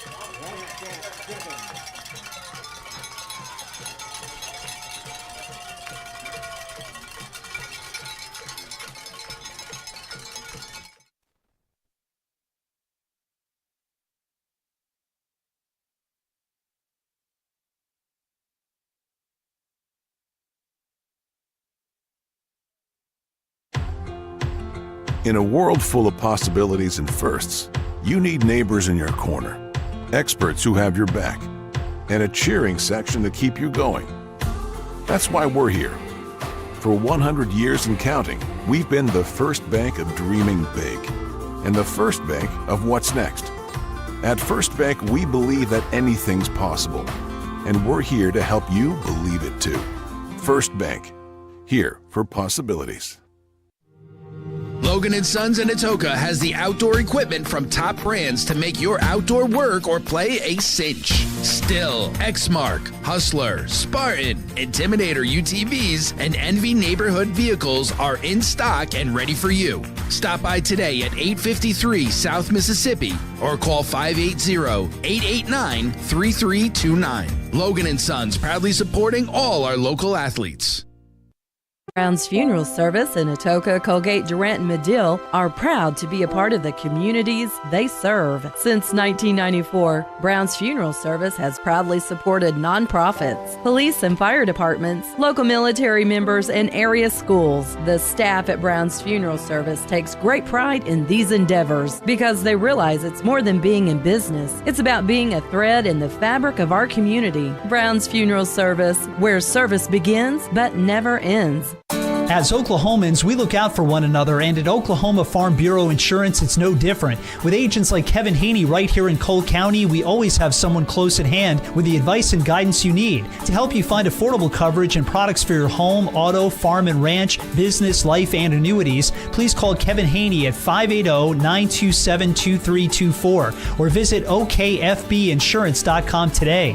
Life insurance and annuity products offered through Farm Bureau Life Insurance Company. Property and casualty products are offered through Oklahoma Farm Bureau Mutual Insurance and affiliated companies. Oklahoma Farm Bureau Insurance, made of and made for Oklahomans. The RX shop is now under new ownership. Jason and Sedana Lanig and their two daughters are longtime residents of Caney and are looking forward to continuing the same great service for you and your family. They're excited for this opportunity to serve our community and invite you to let them help you with your healthcare needs. Call 580-889-3331, 580-889-3331, or come by 872 West 13th Street in Atoka. RX Shop thanks you for shopping local. And we're back here, Donald Mike Mayer Field, as the Boggy Bottom Bowl champions, Coalgate Wildcats. This is the Lucinda Holland postgame show.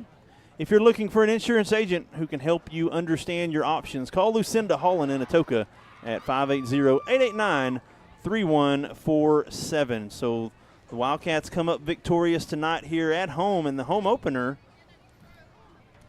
And it was all Wildcats, and Blaine will point out the stats, and the stats, they're not deceiving tonight. The stats show that it was all Wildcats. It was just as dominating to watch with your eyes as what the stats show. Team-wise, Coalgate, 24 first downs. You would think when I tell you the yardage that they'd have a lot more, but there were so many big plays where you're not getting as many first downs because you're getting so many chunk plays. 24 first downs, ran the ball 43 times for 151 yards. That yards per carry kind of went down a little bit, probably more at the end. You had the Colby Brown play where he fumbled and you lost some yardage, and then you had backups in at the end not getting quite as much yards per carry, but still 43 for 151. 17 out of 26 throwing the ball for 327, 3 touchdowns, 1 interception through the air. Individually for the Wildcats, Trip Jones, 6 catches, 74 yards. We'll do just receiving stuff first. Tristan Trevathan, 5 for 99. Tate Diaz, 5 for 143 and a touchdown. Let's see. Trying to remember. Zeke Marlowe, 1 for 11. Some rushing stats. Shea Barnett, 8 for 23. Rowdy Hemphill, 13 for 32. Bryson Stowe, 11 for 48 on the ground. Team stat-wise for Atoka, they ran the ball 27 times for only 45 yards, so less than 2 yards per carry. They were 10 out of 21 throwing the ball for 122 yards, 1 touchdown, 1 interception. They also lost a fumble. They had 167 yards of total offense. 65 of it came on 1 play. So if you take that 1 play off, they ran 46 other plays in the game for 102 yards. Yeah. That's barely over 2 yards per a carry. play. Yeah. barely over 2 yards of play outside of the one big play. So defense was awesome tonight. Special teams was awesome with the big. They started the game off right for you with the weird punt situation, getting a touchdown on it when the punt actually kind of went backwards. Really wasn't blocked, just went backwards, recovering the onside kick. Special teams was huge. Defense was huge. Offense had their biggest night in a long time. That's 327 plus 151. That is 478 yards of total offense for the Wildcats. So darn near 500 yards. Almost 500 yards of offense for the Wildcats tonight. This is the Lucinda Holland postgame show. We'll take one more break. When we return, we'll have the First Bank star of the game. One more final time out here from Donald Mike Mayerfield. We'll take a break and be right back here. This is Wildcat Football on 107.5 KZIG, The Rock. H&L Custom Processing is proud to support the Coalgate Wildcats. A family-owned business by Gary and Charity Hensley, H&L offers custom processing of wild game as well as local livestock. H&L is USDA certified and makes it a goal to provide excellent service, cleanliness, and up-to-date processing services in their state-of-the-art facility. With immediate openings for beef and pork processing, H&L is here to help get your team ready for tailgating or backyard cookouts this season. Stop by and check out their facility in Coalgate or call 580-258-0263 for more. A community bank is far more than just a bank that offers the services such as online and mobile banking, mobile deposit, and loans that fit your needs. A community bank invests in the community it serves. Your phone call will be answered by local people you already know and will make you feel welcome by greeting you as you enter the lobby. At Shamrock Bank, we effectively combine convenient banking technology with people you know and trust. It really is the people that make the difference. At Shamrock Bank, you are more than a customer, and we are more than a bank. Shamrock Bank, member FDIC. Looking for the perfect outfit or a unique gift? Visit Triple Heart Boutique. The latest trends in women and children's clothing, stylish accessories, and charming decor. Show your team pride with their exclusive Spirit Wear collection. Need an energy boost? Stop by for one of their refreshing teas and stay glowing all year long with their tanning and red light beds. Open Tuesday through Friday from 6 to 6 and Saturday 10 till 2. Visit Triple Heart Boutique at 117 North Main Street in Coalgate. This is Eric Studeville, inviting you to buy the Studeville way. Whether you're looking for open roads Or you like them built tough, there is only one way to buy your vehicle. and that's the Studeville way. Studeville Chevrolet, 851 Westside Drive in Durant, and StudevilleChevrolet.com. And Studeville Ford, 1601 South Mississippi in Atoka, and StudevilleFord.net. The Studeville family of dealerships, Proudly serving you and your communities. When it rains, it pours, so it's important for you to get the coverage that meets your needs. Farmers Insurance agent Lucinda Holland can help you understand your options so you can prepare for what the forecast brings. We know a thing or two because we've seen a thing or two. Learn more by calling agent Lucinda Holland at 580-889-3744 to find out how she can help you protect the things that matter most to you. That's Lucinda Holland. We are farmers. Bum, bum, bum, bum, bum, bum. Underwritten by Farmers Truck Fire Insurance Exchanges and Affiliates. Products not available in every state. This is the Lucinda Holland Farmers Insurance postgame show. Lucinda Holland is a Farmers Insurance agent in Atoka serving our community. She's just a phone call away. You can call her anytime, 580-889-3147. And now move to the First Bank star of the game and get paid for making good grades with First Bank's iStudent checking account. Good for ages 13 to 21. For more information, visit any First Bank location and ask about First Bank's iStudent checking account. Available at all First Bank locations in southeastern Oklahoma. So over 450 yards of total offense. Had several player of the game candidates. A lot. There's 3 or 4 different guys that you could easily give this to. We're gonna go ahead and fall on the senior, number 10, Tristan Trevathan. 5 receptions, 99 receiving yards. Also had two carries for 31 yards and a touchdown. Also had quite a few yards in the return game. Yes. Had some really good punts. Yes, punted really well at times. Overall, we're going to land on him. Like I said, there's several other candidates. that were deserving as well. Tate Diaz had another monster game. Tripp Jones I feel had like a really Tripp good Jones game. kind of had a Kobe coming out Brown party. had a really good game again, but we're going to land on Tristan tonight as our player of the game.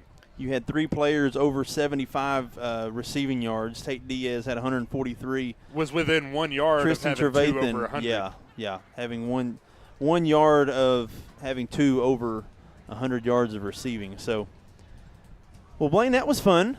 42-7 is the score here in the Boggy Bottom Bowl here at Donald Mike Mayer Field. 2 weeks on the road. We had a first home game tonight. It's going to be kind of nice to have a week off here. Next week we'll take a break.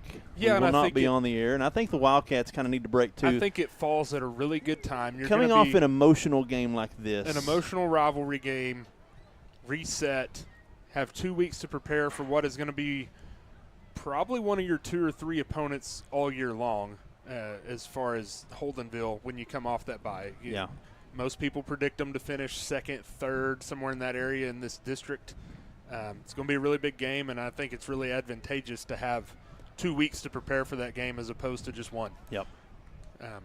So hopefully the Wildcats will take advantage of that. Toward the end of the season, this game may determine could determine if you host or a playoff game or not. Yep, it could determine if you get into the playoffs or not. I mean, it'll be a big game. It'll be a big game, and you feel like the Wildcats are moving in the right direction or taking the right steps. The first game was shaky against Dixon, but that was to be expected. You got the momentum going like you want to get it going. You played a really complete game tonight, which you hadn't done yet. You know, in the first game against Dixon was just a little shaky. You end up winning it, you know, fairly comfortably, but still a little shaky at times. Last week, not a real good first half. Really turned it on in the second half, did what you had to do to win, pull out that game in overtime. But this was the first complete game. All 3 phases, you played really well tonight. Offense, defense, special teams, all 3. Probably the most complete game that has been played by a Wildcat team in a long, long time. And if you want to kind of get, I like stats, I like numbers. You want to get really technical. Going back to halftime of Antlers, you've only given up 19 points. You scored 70. And we've scored 70. 70 to 19. 70 to 19 in the last 6 quarters. Mm-hmm. So you feel like Coach Cater, Coach Watkins has kind of got this offense pointed in the right direction, the defense always comes first. The defense is not easier, but the defense comes first. Offense takes some momentum. It's kind of like that train momentum, the train scenario. You got to get that train pushing down the tracks, and I feel like this train is really starting to go down the tracks. Yeah, it is, and we knew coming into this year, we kind of knew the defense was going to be really solid. Yeah. We just knew you have a really good defensive coordinator here in Coach Hopkins, and you have some dudes on defense too that just love to fly around and hit people, and that's a really good combination. You knew they were going to settle in and be a really good defensive unit. You thought you had the pieces on offense, but you just had to kind of get it together, and it seems like it's really starting to come together and click now in this third game, and you're right where you want to be heading into district play. Not going to lie, you had a sophomore quarterback making his first ever start, too. That was a lot of the question marks on offense. You had a lot of the offensive line coming back. You knew you had athletes in the skill positions. Mm-hmm. It was how far and how fast could that sophomore quarterback come along. And, Blaine, I'm completely blown away with his progression and how comfortable. He never seems rattled. No, he doesn't, and I will say this. He's thrown, 3 interceptions in the first 3 games? Yes. I can live with that. That's one a game. I can live with that. And here's the thing, too. I don't feel like watching it that a single one of them interceptions so far has been a bad read. Yeah. It's been a bad throw. Yeah. It's been just physically sailed a little bit on you. Like the one tonight, he had a good window. Looked like they were in cover 2. Yeah. The ball just needed to be a little bit more of a line drive. He put a little bit too much lob on it and gave the safety time to get over. But that's not a bad read. That's just a little bit of a poor throw. I think you can live with that better than having bad reads. That's more fixable, quicker than bad reads. Well, we'll go ahead and wrap things up here. Donald Mike Mayer Field, Coalgate players, coaches, family, fans still on the field taking pictures. It's good for the players to get this game under your belt. Now you feel like you can go to work now. You feel like district's coming up. You've got the first part of the season over with. The first 3 games is kind of a tune-up, kind of the real glorified. season starts the now. real season starts in 2 weeks. against Holdenville. And when you start, there's no breaks. It's all the way through, even if somehow Coalgate ventures into the playoffs. There's no breaks. So you need to take this rest really to heart and take advantage of it. So we'll wrap things up here from Donald Mike Mayer Field, 42-7 in favor of the Wildcats tonight. I am Cody Newberry. Blaine Riley on the color, Nathan Harden on the camera. Thank you again, as always, for tuning in. Thank you to our wonderful sponsors. Again, we're off next week. So if you're tuning in looking for us, it's going to be hard to find us next week. We're not going to be. We ain't going to be there. We ain't going to be there. We're going to enjoy a night off. We're going to enjoy a night off. So we're going to take advantage of that as well. Get ready for the districts coming up again. Wildcats win 42-7. They bring home the Boggy Bottom Bowl trophy to Cole County for the next year.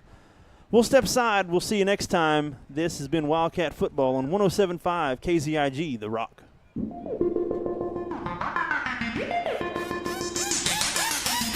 Thank you for listening to Coalgate Wildcat Football.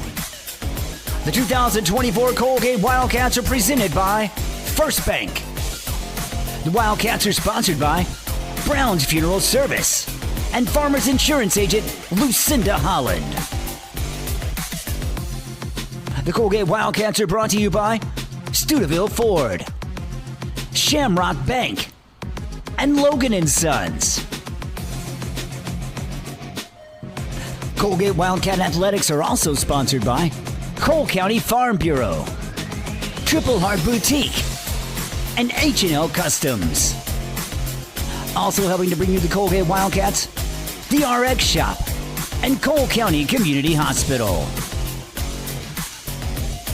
The Wildcats are sponsored in part by Flower Garden and the Cole County Tag Agency. This has been Coalgate Wildcat Football.